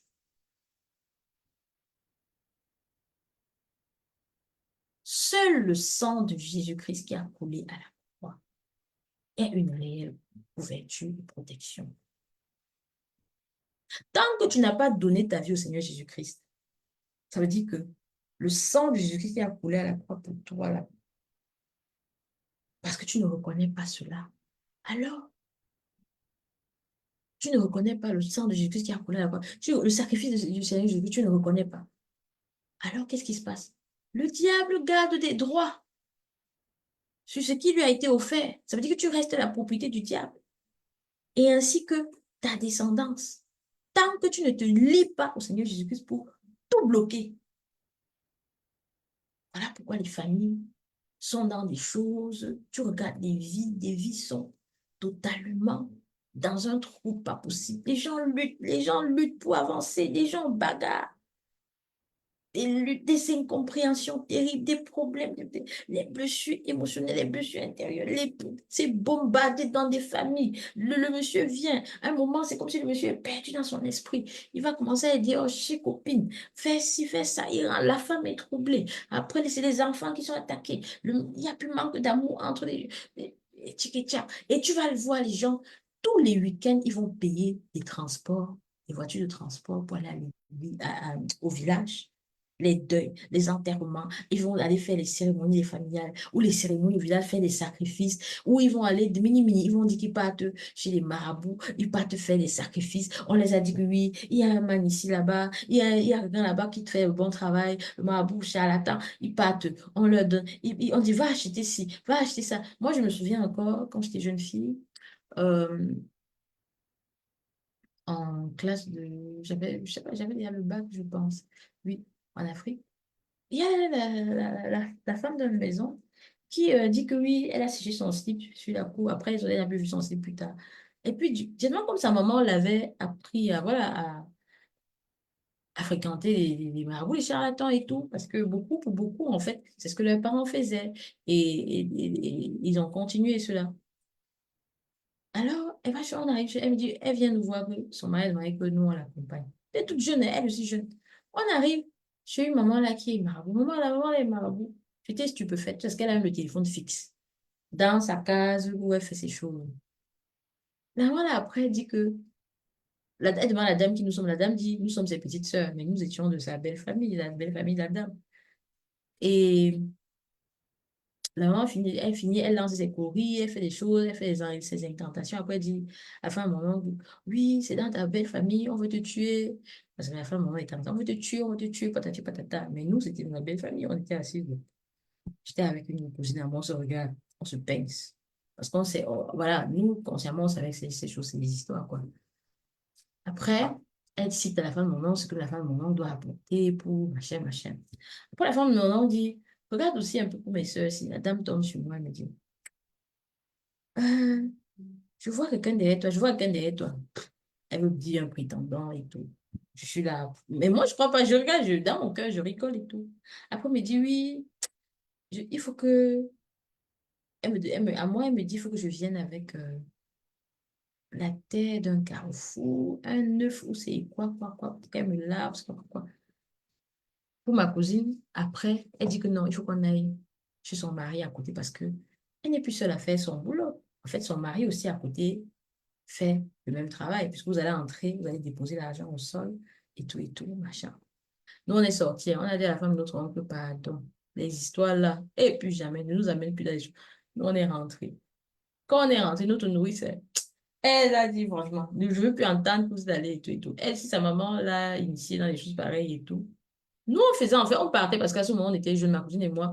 On partait parce que l'oncle, le mari de notre belle-sœur, donc notre oncle avait dit il faut qu'on l'accompagne. Donc, on suivait les ordres de l'oncle. Puisqu'on était jeunes, on ne pouvait pas dire non de manière. Mais on savait que c'était des conneries, quoi. Quand on est rentré, on a dit franchement, c'est des conneries et tout et tout. C'est des conneries à dormir debout. Moi, j'ai dit, mais tu vas apporter la terre de ci, ça, machin. Tu sais que c'est pour faire quoi? Plus jeune, même quand j'étais plus jeune, j'avais ma soeur qui avait un beau-frère qui dit, quand je me vois, il me dit vraiment, je te vois, viens avec un parfum, je vais travailler sur ça pour que quand tu mets sur toi, les hommes viennent à toi. J'ai dit, hé Seigneur, j'ai dit, Seigneur, même quand j'étais jeune, j'ai dit non, ces choses-là, hein, il y a un Dieu. Donc, je reviens à ce que je lui ai dit, le sang de Jésus-Christ est tellement puissant. Donner sa vie à Jésus-Christ, vraiment, c'est là où tu vas vraiment commencer la vraie vie. La vraie vie, mais malheureusement, beaucoup restent dans des trucs où ils sont dans tout, mais pas dans la base, pas dans l'essentiel, pas dans l'essentiel. Dans Jean 1, verset 29, il est dit, voici l'agneau de Dieu qui ôte le péché du monde. Le sang de Jésus-Christ accomplit ce qu'un sacrifice ancien n'a jamais pu faire. Le sang de Jésus-Christ accomplit ce que les sacrifices anciens n'ont jamais, c'est-à-dire n'a jamais pu faire. D'ailleurs, ce que j'ai dit à ma tante, quand elle m'a dit oui, on va faire la cérémonie et tout, j'ai demandé, depuis que les cérémonies en sont, et la vie de quelqu'un a changé. Est-ce que la vie de quelqu'un a changé? Non. Pourquoi est-ce que pour contrer les maladies bizarres, les gens qui tombent, les gens sont là, des vides néants et tout. Je dis non. Pourtant, le sang de Jésus-Christ accomplit vraiment tout. Il efface le péché à la racine. Le sang de Jésus efface le péché. Ça veut dire que si les ancêtres m'ont fait certaines choses, ça efface, ça fait en sorte que certaines choses ne te suivent plus, ni ta descendance et tout. Il ferme les portes au diable, il faut savoir. Parce que nos vies sont, c'est-à-dire, on est manipulé sur la tête comme des bâtonnets par le diable. Quand les portes sont ouvertes, quand il vient et il y a accès. Il y a accès, c'est-à-dire, il n'y a aucune couverture spirituelle parce que la vie est d'abord spirituelle. La vraie vie, c'est ce qui se passe d'abord dans l'invisible. Mais le souci, c'est que nous, les chrétiens, on n'a pas conscience de cela. Et même si on sait, même si on a entendu parler de cela, ne vit pas la chose dans notre cœur en toute conscience que la vie est d'abord dans l'invisible, la vraie vie. Par contre, regardez les occultistes. Les occultistes, qui sont les agents du diable, ils ont conscience de cela. Ils ne blaguent pas, ils ont conscience du spirituel. Le spirituel est tellement, tout se passe là-dedans, tout se joue là-dedans. Si tu n'as pas conscience que dans le spirituel, c'est le sang de Jésus qui te couvre. Parce qu'il faut savoir que ce qui t'arrive sur la terre, ça a commencé dans le spirituel. Ça a commencé dans le spirituel, ce qui t'arrive sur la terre. Ça a commencé dans le spirituel. L'une des femmes dont je vous ai parlé qui vit des situations bizarres dans son couple et qu'elle me dit elle va partir, va partir. Il y a quelques temps, c'est ma copine en fait, J'ai commencé, il y a quelques temps de cela, je commençais à faire des rêves, je voyais, on était ensemble, mais on sentait qu'on allait vers quelque chose de très triste et tout. Je me suis réveillée, je priais, je priais, je priais. Je me disais, mais il y a quelque chose de bizarre qui va se passer et tout. Et aujourd'hui, sa famille est...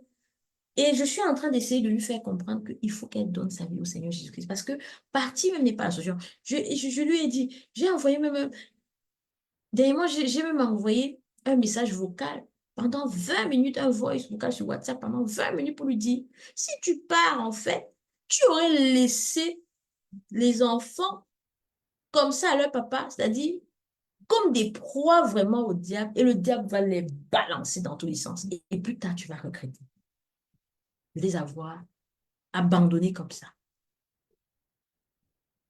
Parce que c'est ce que l'ennemi veut. L'ennemi va venir les bouleverser la vie de ces enfants-là. Le sang de Jésus brise les malédictions familiales. Le sang de Jésus purifie la conscience. Le sang de Jésus ouvre un accès direct à Dieu. Apocalypse 12, 11. Ils l'ont vaincu à cause du sang de l'agneau. Hébreux 10, 14. Par une seule offrande, il a amené à la perfection ceux qui sont sanctifiés. Ce que les sacrifices, patati patata, que les gens font là, pour les animaux, les trucs, aller verser le sel, l'œuf, et où aller faire quoi là. Ce que ça ne peut pas faire, effacer le péché à la racine. Ça ne peut pas faire, ça ne peut pas fermer les portes au diable. Le diable est là sur des vies, il vole, il dérobe, il est là pour que vous dérobez. Ça dit que quand les portes sont ouvertes, il dérobe comment? Ça dit que tout se passe dans le spirituel. Ça dit que beaucoup d'hommes regardent dans les familles, beaucoup d'hommes partent travailler, mais ils ne vont rien faire de bon avec leur argent. Certains vont aller boire, ils vont chercher les femmes, ils vont faire la java, ils sont déjà dans les java et tout. God, c'est l'ennemi. Guys, wake up. L'ennemi qui est en train de dérober tout, tous les volets. Et ils sont là, ils continuent le péché, c'est les portes ouvertes et tout. Déjà, il y a les portes ouvertes au niveau des ancêtres qui ont commis certaines choses. Mais comme nous, on n'a pas, beaucoup de personnes n'ont pas donné leur vie au Seigneur Jésus-Christ. Les portes restent ouvertes. Ils continuent à faire eux-mêmes encore, multiplier les choses, les vies bizarres et tout. L'ennemi rentre, dérobe, vole, tout écrase et tout, et ainsi de suite. Les enfants, le papa se comportant comme ça. L'ennemi passe maintenant, les blessures émotionnelles des vies des enfants, l'ennemi installé et tout, et ça continue. Les enfants, si la maman n'est pas la femme du deuxième, ne devient pas la femme du proverbe 31, si elle ne devient pas la femme du proverbe 31, toute la maison est saisie. Toute la maison est saisie. Les vies maintenant sont ballottées. Et je vous assure que pendant ce moment, l'ennemi est en train de danser. Makossa, il danse dans l'invisible, mais on ne peut pas le voir. Il est en train d'applaudir les agents. Good job, well done. Il est en train de rire aux éclats. Qu'ils sont là, sang de Jésus-Christ, leur vie qui devrait être plus facile. Il faut savoir que l'ennemi, mais ces gens souffrent. Mais toi, si tu donnes ta vie à Jésus-Christ, tu auras une vie même plus facile, la meilleure des vies. La vie en Christ, c'est the best life. The best life. Crois-moi, the best life. Parce que quand tu as donné ta vie au Seigneur Jésus-Christ, quand arrive une situation troublante, ça fait mal, mais après, tu retournes dans. C'est Jésus-Christ qui vient consoler ton cœur. La parole de Dieu vient te raviser. Les sacrifices que les gens passent le temps à faire, ça ne peut pas purifier la conscience. Combien de personnes vivent aujourd'hui, sont vides de l'intérieur, troublées dans l'esprit? C'est comme si on les a volés et qui sont juste là. Le corps est juste là physiquement comme ça. C'est comme s'il y a une mort spirituelle. Les gens sont troublés, les consciences perturbées. Les anciens, les sacrifices que les gens passent le temps à faire, ça ne donne pas l'accès à Dieu. Ça ne rend pas parfait devant Dieu. Ça ne peut offrir aucune solution durable, aucune solution. Mais ce que le sang de Jésus-Christ a accompli une fois pour toutes, il efface complètement le péché. Il ferme les portes aux démons et au diable. Il brise toutes les malédictions de famille. Il purifie ton cœur, ta conscience. Tu es restauré. Si tu étais troublé, que depuis ton enfance, tu avais vécu des situations chaotiques et que tu t'es rempli de péché émotionnel et tout, ton cœur, ta conscience et tout, tu es restauré. Le sang de Jésus-Christ donne accès éternel à Dieu. Il te rend parfait devant Dieu. Il agit pour l'éternité parce que le sang de Jésus-Christ fait en sorte que tu es sauvé éternellement parce que après cette vie sur la terre, on a une autre vie. Et quand tu t'es donné au Seigneur Jésus-Christ, tu as accepté le Seigneur Jésus-Christ dans ta vie, alors tu ne mourras plus éternellement. Tu vivras éternellement, autant pour moi. Tu vivras éternellement. Parce qu'il faut savoir que quand tu n'as pas donné ta vie au Seigneur Jésus-Christ et que tu vis sur la terre, en fait, tu es mort spirituellement. Tu es mort spirituellement même si tu marches et tout. Parce que tu es en train de vivre selon la chair, c'est ta chair qui vit. Alors que tu es d'abord esprit, ça veut dire que tu es mort spirituellement. Et si tu fais l'erreur de ne pas donner ta vie au Seigneur Jésus quand tu es encore sur la terre, alors quand tu quittes la terre, tu vas direct en enfer et tu es fini. Tu es fini. J'ai fait dernièrement un songe où je ne vais pas vous expliquer ça maintenant ou plus tard. Hébreux 10, 14 dit, par une seule offrande, il a amené à la perfection pour toujours ceux qui sont sanctifiés. Donc aujourd'hui, mon frère, ma soeur, tu as un choix à faire. Donne ta vie à Jésus-Christ. Donne ta vie à Jésus-Christ quand il est encore temps. Donne ta vie à Jésus-Christ. Ne laisse plus que le malin vienne te troubler, te tromper, ou des fausses croyances et tout, comme quoi nos ancêtres faisaient ci, faisaient cela. Je t'ai montré que tes ancêtres qui font des sacrifices, des cérémonies, des sacrifices et tout là, ça vient depuis, ça dit, l'ancienne alliance, c'est déjà expliqué dedans. Mais seulement, il y a eu la nouvelle alliance. C'est juste que certains hommes ont été têtus. Ils ont continué de faire ça. C'est pour ça que tu crois que tes ancêtres faisaient. Mais c'est ceux qui sont restés têtus, qui n'ont pas aboli les choses de l'ancienne alliance. Ils ont continué. Bon, depuis dans ta famille, là, depuis que vous faites ces choses-là, machin, machin, est-ce que ta vie a changé? Moi, je me suis réveillée, j'ai commencé à me réaliser parce que quand mon petit frère était attaqué, c'est là où j'ai commencé à me dire, mais je suis mon grand-père, depuis les gens font ces choses-là, ils font. Ça fait quoi? Là que j'ai dit, hé, je me donne à Jésus-Christ, Seigneur Jésus-Christ. En tout cas, à ce moment, j'ai pris conscience que j'avais fait le bon choix de suivre le Seigneur Jésus-Christ. C'est là où j'ai commencé à réaliser certaines choses qui arrivaient. Des combats spirituels, même la nuit, parfois quand je dormais, des combats où je me voyais comment j'étais attaquée. Mais à chaque fois que j'étais attaquée, même dans le ça dit, je me faisais voir l'émission, comment j'étais attaquée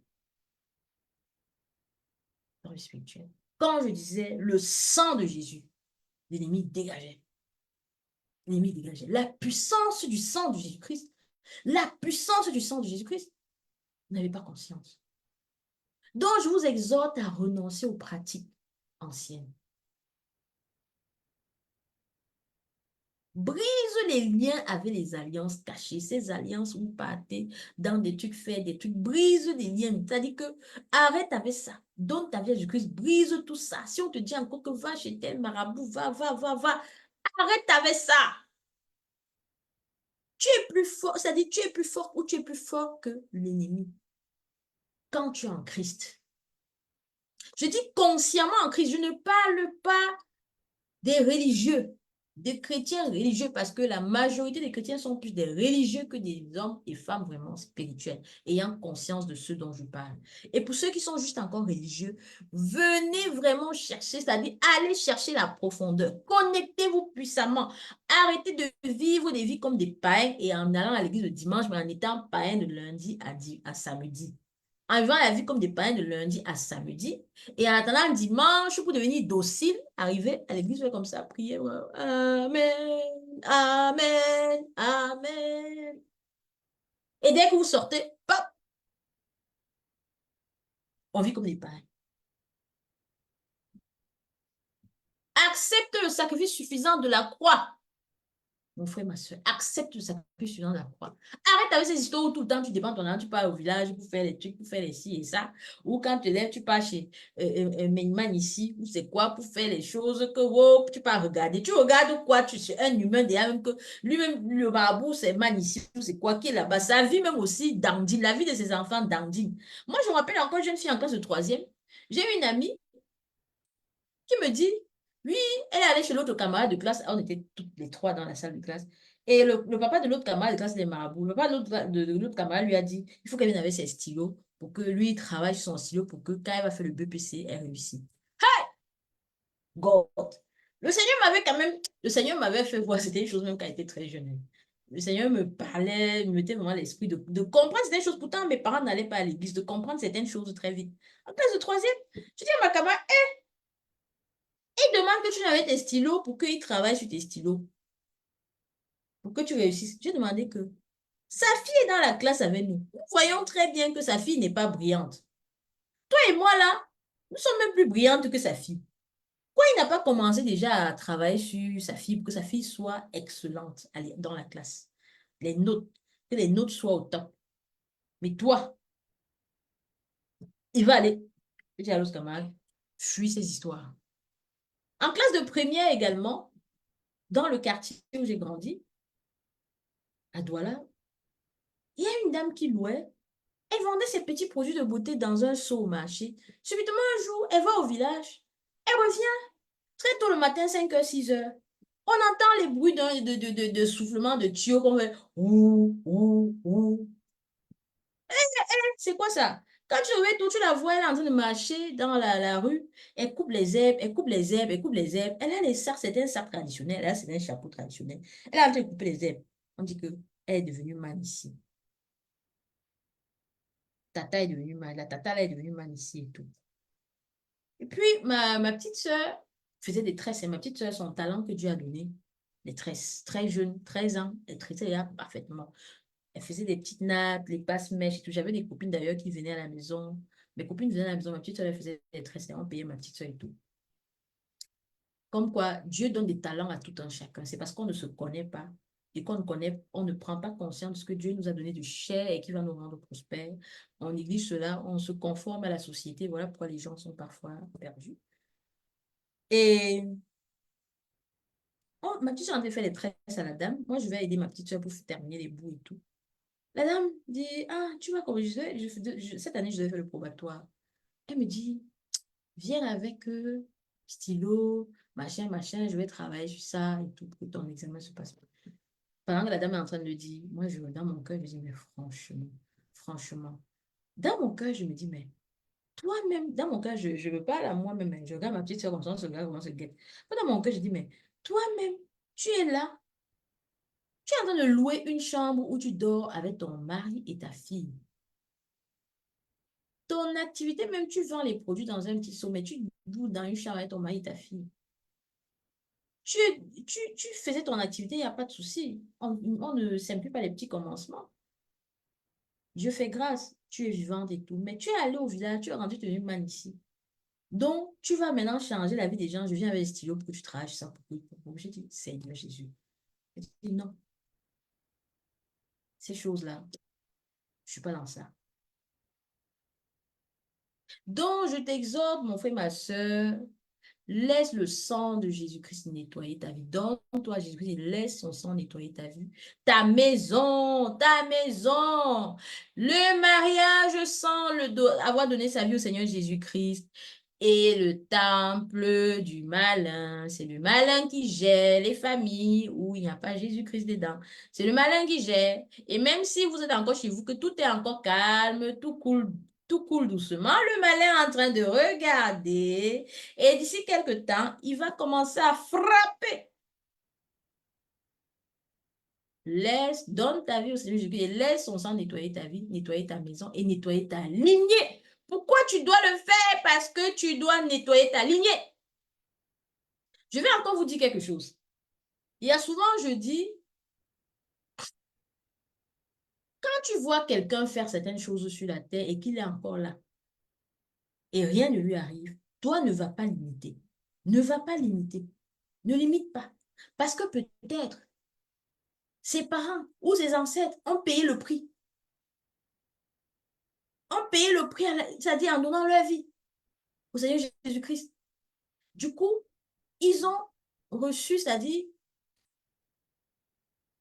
la protection du Seigneur Jésus, ce qui fait que leur lignée là continue d'être protégée. Ce qui fait que tu vois la personne faire des bêtises et certaines choses, la personne est encore là, rien ne lui arrive encore. Mais toi, tu te lèves.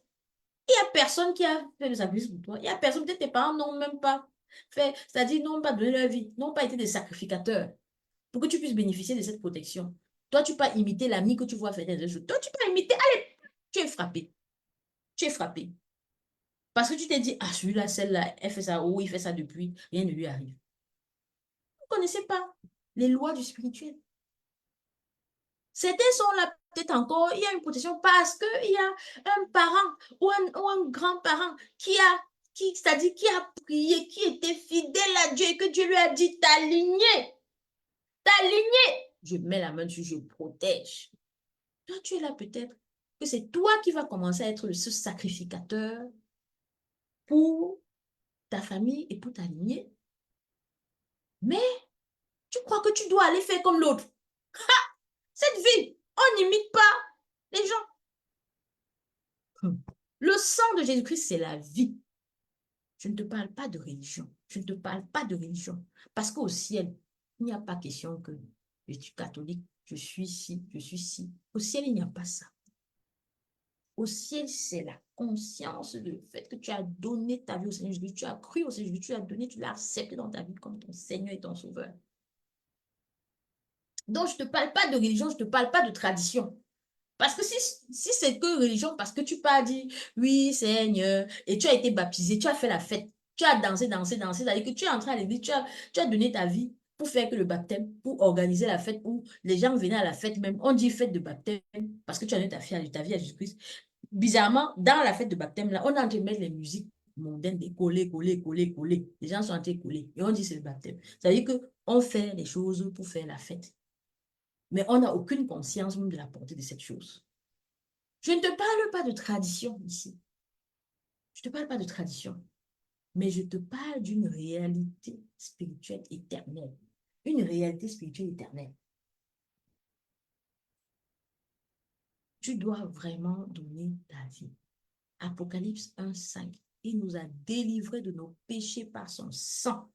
Le Seigneur Jésus nous a délivrés de nos péchés par son sang. Donc, famille, réveillez-vous. Trop de foyers souffrent inutilement. Je vous parle parce que le mien souffrait. Le mien souffrait. Mais depuis que j'ai donné ma vie au Seigneur Jésus-Christ, j'ai commencé à voir les changements. J'ai commencé à voir, et je vois mes changements, même dans la vie de mes enfants. Si je n'avais pas accepté de devenir la femme du prophète 31, la femme du prophète 31, ma maison serait saccagée. Mes enfants seraient... Mais je les vois, comment ils sont posés.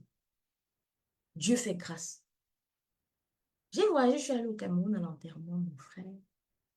Il y a une de mes mamans ici à qui j'ai demandé de venir rester chez moi avec les enfants. Puisqu'elle vit chez sa fille. Et sa fille, elle était d'accord. La maman est venue vivre chez moi. Après, elle me dit, je l'appelle au téléphone pour savoir si tout va bien. Elle me dit, ah Flo, tes enfants vraiment sont posés. Ils sont bien. Franchement, franchement, quand je reviens, sa fille également me dit la même chose. Et puis sa fille me dit, Flo, c'est parce que tu vis avec un homme. Chez moi, comme voilà, je ne suis pas le père de mes enfants. Je lui ai dit, maman, attention, c'est pas parce que je vis avec un homme. Non, non, non, non, non, non, non, non, non, non, non, non. C'est Dieu dans ma maison. J'ai donné ma vie au Seigneur Jésus-Christ. Et c'est Dieu qui règle tout dans ma maison. Rien ne m'appartient dans la maison parce que c'est Dieu, c'est le Seigneur Dieu au travers de sa parole qui m'instruit pour que je sache comment me comporter. Et il instruit également mon conjoint. Et le Seigneur Dieu en même temps instruit mes enfants. Nous nous reposons dans la parole.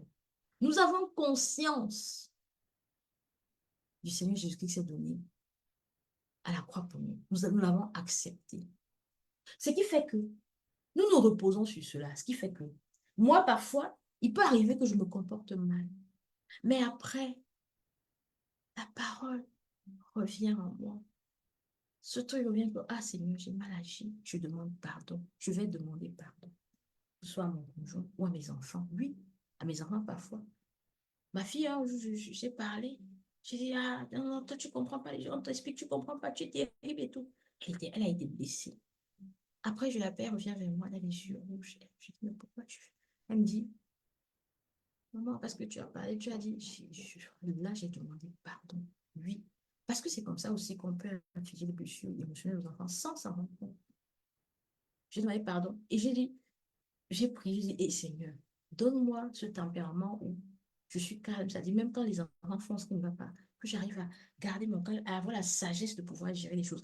Alors, comme je disais, c'est pas parce qu'on vit avec un homme. J'ai dit, c'est là, c'est Dieu qui donne la sagesse. C'est Dieu qui calme les cœurs. C'est Dieu qui vient te montrer comment orienter et guider tes enfants, comment les enseigner. C'est Dieu même qui vient s'occuper d'eux, de faire en sorte qu'ils soient posés, de telle sorte que quand ils sont même dehors, c'est Dieu qui veille sur eux, même quand ils sont dehors, quand ils sont en train d'aller à l'école, même quand ils arrivent en classe, c'est Dieu qui veille sur eux. La compagnie dehors, c'est Dieu qui fait en sorte qu'ils connectent avec des bonnes personnes et les éloigne des mauvaises personnes. C'est Dieu. J'ai dit à la dame, c'est pas parce que je vis avec un homme, parce qu'il y a des couples où on vit avec l'homme. Mais la maison est perdue. Pendant que l'homme, il chasse à gauche, il est là-bas, peut-être il se concentre, il marche sur son argent. Après, il est dehors, peut-être il va s'asseoir au bar, il boit à 2 h, 3 h du matin. À chaque fois, la dame, à un moment, elle est perturbée émotionnellement. Et si elle ne fait pas le choix de devenir la femme du proverbe 31, de donner sa vie au Seigneur Jésus-Christ et de marcher comme Dieu le veut, et qu'elle suit plutôt le côté du malin, elle aussi, elle tombe dehors en disant, je veux un homme qui va m'aimer, je veux un homme qui sera pour moi. Elle tombe dehors, où les copines l'entraînent, elle se retrouve à sortir aussi faire les fêtes. Et c'est comme ça que les deux partenaires vivent dans la même maison. Après, chacun sort quand il veut, fait ce qu'il veut dehors, retourne à la maison à son heure comme il veut. Et les enfants sont abandonnés à eux-mêmes. Et c'est comme ça que l'ennemi vient maintenant prendre possession de lui. J'ai dit, il y a des familles comme cela. Il y a des familles comme cela. D'ailleurs, quand je travaille, c'est-à-dire, j'ai vu des situations pareilles. Quand je travaillais comme assistante sociale, il y avait des femmes qui venaient qui m'expliquaient ce genre de situation. Où le mari, il sort, il boit, il rentre quand il veut, il fait comme il veut. La dame étant tellement fatiguée, elle a commencé aussi parfois à sortir et tout. Pour certaines, même, bon, elles ne sortent pas, mais elles essaient de gérer la situation d'elles-mêmes, de bavarder et tout, et tout, et tout. Et elles finissent par craquer. Pour certaines, elles se tombent aussi dehors, elles se mettent à chercher un amant en croyant que, parce qu'elles sont débordées, parce qu'elles n'en peuvent plus. Ces femmes, je ne les juge pas. Mais ce que je dis, c'est juste que ce choix n'est pas le bon choix. Parce que déjà, tu te détruis. Ça, je ne te parle pas de si tu dois te séparer ou ne pas te séparer de la personne. Parce que même si tu te sépares de la personne, il faut donner ta vie au Seigneur Jésus-Christ. Parce que où tu vas dehors, par exemple, pour l'amie qui m'a dit non, elle va partir, le mieux c'est qu'elle quitte le mariage, elle quitte sa vie de couple, elle laisse les enfants avec leur papa, et qu'elle parte. Le souci, c'est que dehors, qu'est-ce qu'elle va vouloir faire? D'ailleurs, elle m'a dit, il faut un homme qui va l'aimer. Je dis, si tu penses comme cela, là, tu t'es tiré une balle dans la tête toi-même. Parce que dehors, là,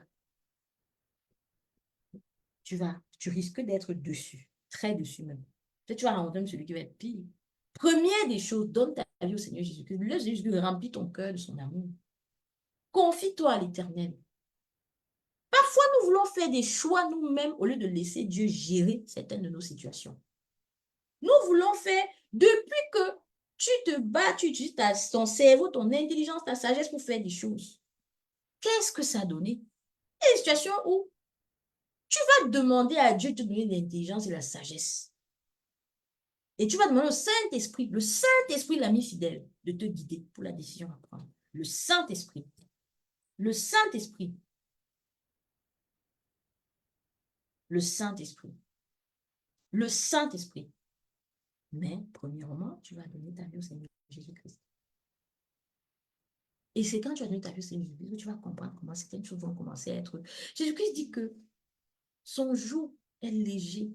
Tu vas commencer à voir cette situation, ça va devenir que c'est des situations où tu t'attachais, tu luttais, tu vas voir que c'est des situations légères, que tu ne te préoccupes même plus. C'est-à-dire, c'est même plus ton problème. Tout devient léger dans ta vie. Tu comprends des choses que tu ne comprenais pas dans le passé. Tu simplifies des choses. Au lieu, par exemple, je peux être à la maison, un enfant fait quelque chose.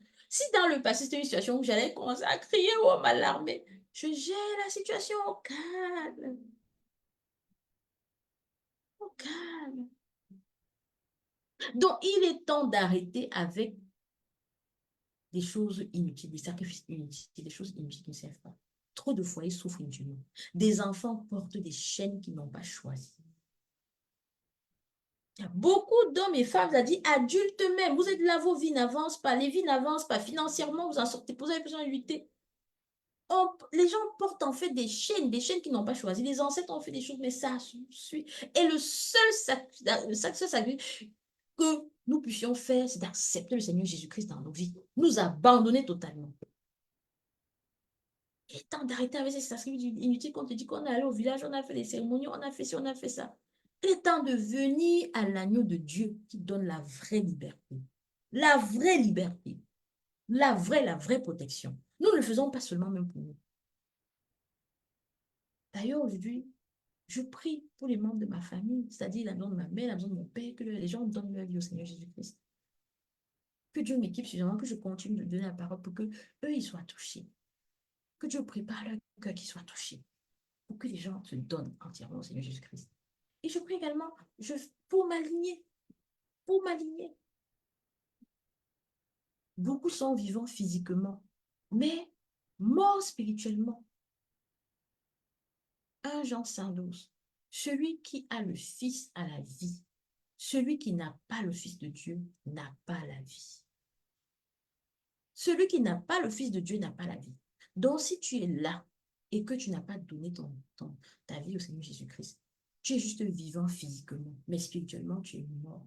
Pourtant, c'est la vie spirituelle qui est plus importante. Ne pas donner sa vie au Seigneur Jésus-Christ, c'est-à-dire, c'est des portes ouvertes au diable. Malédiction familiale qui te suit, des maladies, des morts prématurées, l'infertilité, des divorces, des addictions, des tourments, des stagnations, des blocages, hérédité occulte active. Continuer de vivre dans ces trucs de sacrifice que oh, tu pars chez Mabou, tu pars dans le village, ça fait des choses, et ne pas accepter le Seigneur Jésus-Christ, c'est-à-dire, c'est le rejeter. Les sacrifices d'agneaux, d'offrandes d'huile, de sel ne peuvent plus purifier quelqu'un. Jean 1, 29. Voici l'agneau de Dieu qui ôte le péché du monde. Le Seigneur Jésus-Christ est le chemin. Il est la vérité. Il est la vie. Jean 14, 6. Nul ne vient au Père que par moi. Donne ta vie à Jésus-Christ. Donner sa vie au Seigneur Jésus-Christ, c'est sortir de la mort spirituelle. Vous allez voir que quand vous allez donner vos vies au Seigneur, vous allez voir que tout va changer dans vos têtes. C'est là où vous allez commencer à avoir la vraie sagesse. Parce que la bonne sagesse, la vraie sagesse vient de Dieu. Parce qu'en donnant vos vies au Seigneur, vous connectez avec Dieu. Vous avez accès à Dieu. Sa sagesse commence à couler. Son Saint-Esprit commence à vous guider. Et les choses surnaturelles commencent à se passer. Donner sa vie à Jésus-Christ, au Seigneur Jésus-Christ, brise les chaînes invisibles. Les chaînes invisibles. Beaucoup de gens sont là, ils croient que oh, la vie est dure, oh, la vie, il n'y a pas l'argent, oh, c'est juste des chaînes invisibles. Des chaînes invisibles. Il y a l'argent dehors. D'ailleurs, les ressources appartiennent au Père. Il nous aime tellement. Comment est-ce qu'il ne nous en donne pas? S'il arrive à nourrir les animaux, un jour, je me suis passée, je regarde les oiseaux. Les oiseaux qui volent, je dis, mais qui leur donne à manger? Qui leur donne à manger? Mais c'est le Seigneur. Vous avez vu un oiseau triste? Un oiseau qui se plaint? Et le Seigneur dit dans sa parole déjà, combien à plus forte raison, nous, ses enfants? Est-ce qu'il nous laisserait sans nourriture? On est quelque part enfermé dans la pauvreté profonde parce qu'on n'a pas donné sa vie au Seigneur Jésus-Christ. Ou peut-être parce qu'on gagne les petits moyens, on se dit qu'on est arrivé. Mais on ignore que du jour au lendemain, tout frappe, tout peut frapper. Et tout ce que tu as cru bâtir de ta propre force, de l'intelligence, de ta sagesse, là, tout tombe. Tu perds tout. Tu perds tout. Tu perds tout. Tu redeviens zé. C'est-à-dire que si tu continues, c'est-à-dire que ce truc que tu as bâti, tu croyais que tu avais atteint, je ne sais pas pourquoi. Tout tombe. Tout tombe. Et c'est là que tu réalises que rien ne t'appartenait. Rien ne t'appartenait. Donner ta vie à Jésus-Christ, c'est fermer les portes aux malédictions. C'est recevoir la paix. Donner sa vie à Jésus-Christ, tu reçois la paix. Si tu avais les cœurs brisés et tout, le Seigneur Jésus, quand tu lui donnes ta vie, commence à travailler en toi, il te restaure petit à petit. Donner sa vie à Jésus-Christ, c'est entrer dans la vie éternelle. Parce que après cette vie sur terre, la plus belle des vies, c'est au ciel. La meilleure des vies, c'est au ciel. Mon frère a donné sa vie au Seigneur Jésus-Christ. Du coup, parfois, humainement, je suis faible, je pleure. Mais quand la parole me saisit, je dis, il n'est pas mort. Il n'est pas mort. Il n'est pas mort. Il a donné sa vie au Seigneur Jésus-Christ avant de quitter la terre. Donner sa vie au Seigneur Jésus-Christ, c'est de marcher dans la victoire. Donc, c'est une urgence spirituelle. Choisis la vie. Jean 3,16. Car Dieu a tant aimé le monde qu'il a donné son Fils aimé. Donc, je t'invite actuellement, mon frère, ma soeur, à faire cette prière maintenant avec moi. Seigneur Jésus-Christ, je reconnais que j'ai marché loin de toi. Je te demande pardon pour mes péchés. Je crois que tu es mort pour moi à la croix. Donc, répète cette prière avec moi. Je vais continuer. Je crois que tu es mort à la croix pour moi, que tu as versé ton sang pour me sauver et que tu es ressuscité pour me donner la vie éternelle. Aujourd'hui, je te donne mon cœur. Je te reçois comme mon sauveur et mon Seigneur. Délivre-moi, purifie-moi, restaure ma vie, inscris mon nom dans le livre de vie. Je te suis à partir d'aujourd'hui pour l'éternité. Amen, amen, amen. Donc, si tu as fait cette prière, tu viens de passer de la mort à la vie. Ne retourne plus en arrière. Rejoins une véritable église de Christ. Et si tu ne sais pas quelle église rejoindre, si tu veux, tu peux me contacter et on échangera ensemble, on parlera en profondeur et je pourrai t'indiquer une église. Voilà, tu feras le choix, tu ne forces personne. Tu sais, la vie est Christ. On se donne soi-même volontairement.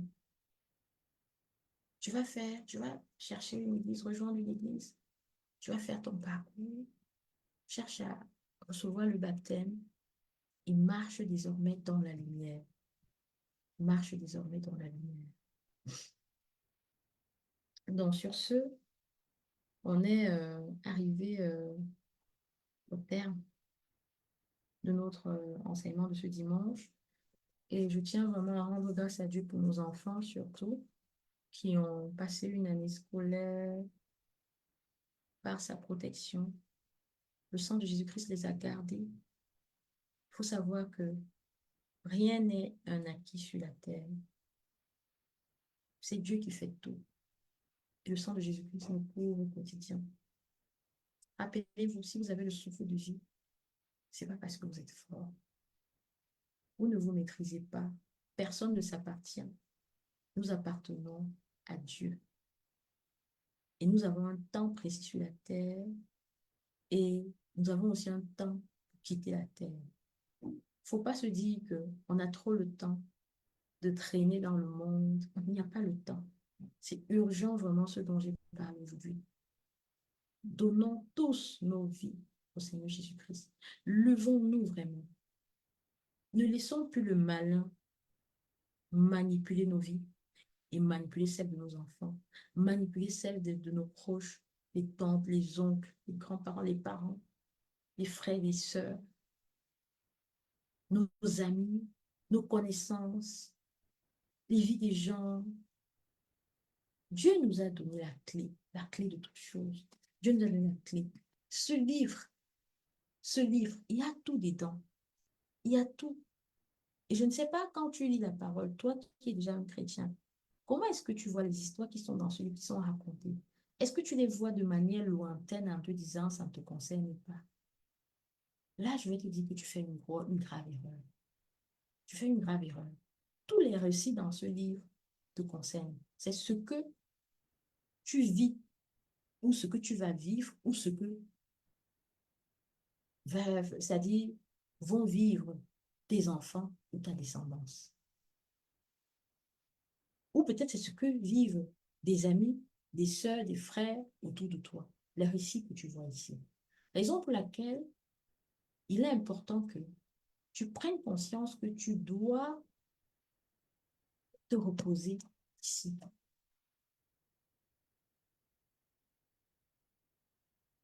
et être la sentinelle de tous tes proches, ta famille, même les gens qui ne te connaissent pas et tout. Donc que le sang de Jésus-Christ couvre ta vie, couvre ta maison, ta famille, ta génération. Que son sang vienne vraiment nous couvrir, nous tous. À Dieu la gloire pour tout. Que Dieu vous bénisse abondamment. Que ce message se répande dans les cœurs. À Dieu seul la gloire. Partagez surtout le message afin qu'une sœur ou un frère puisse prendre conscience de ces choses-là et qu'il se réveille. Que Dieu vous bénisse. Bon dimanche. Et pour ceux qui vont en culte, bon culte. Moi, j'irai. Je suis culte de 11h30. God bless you all.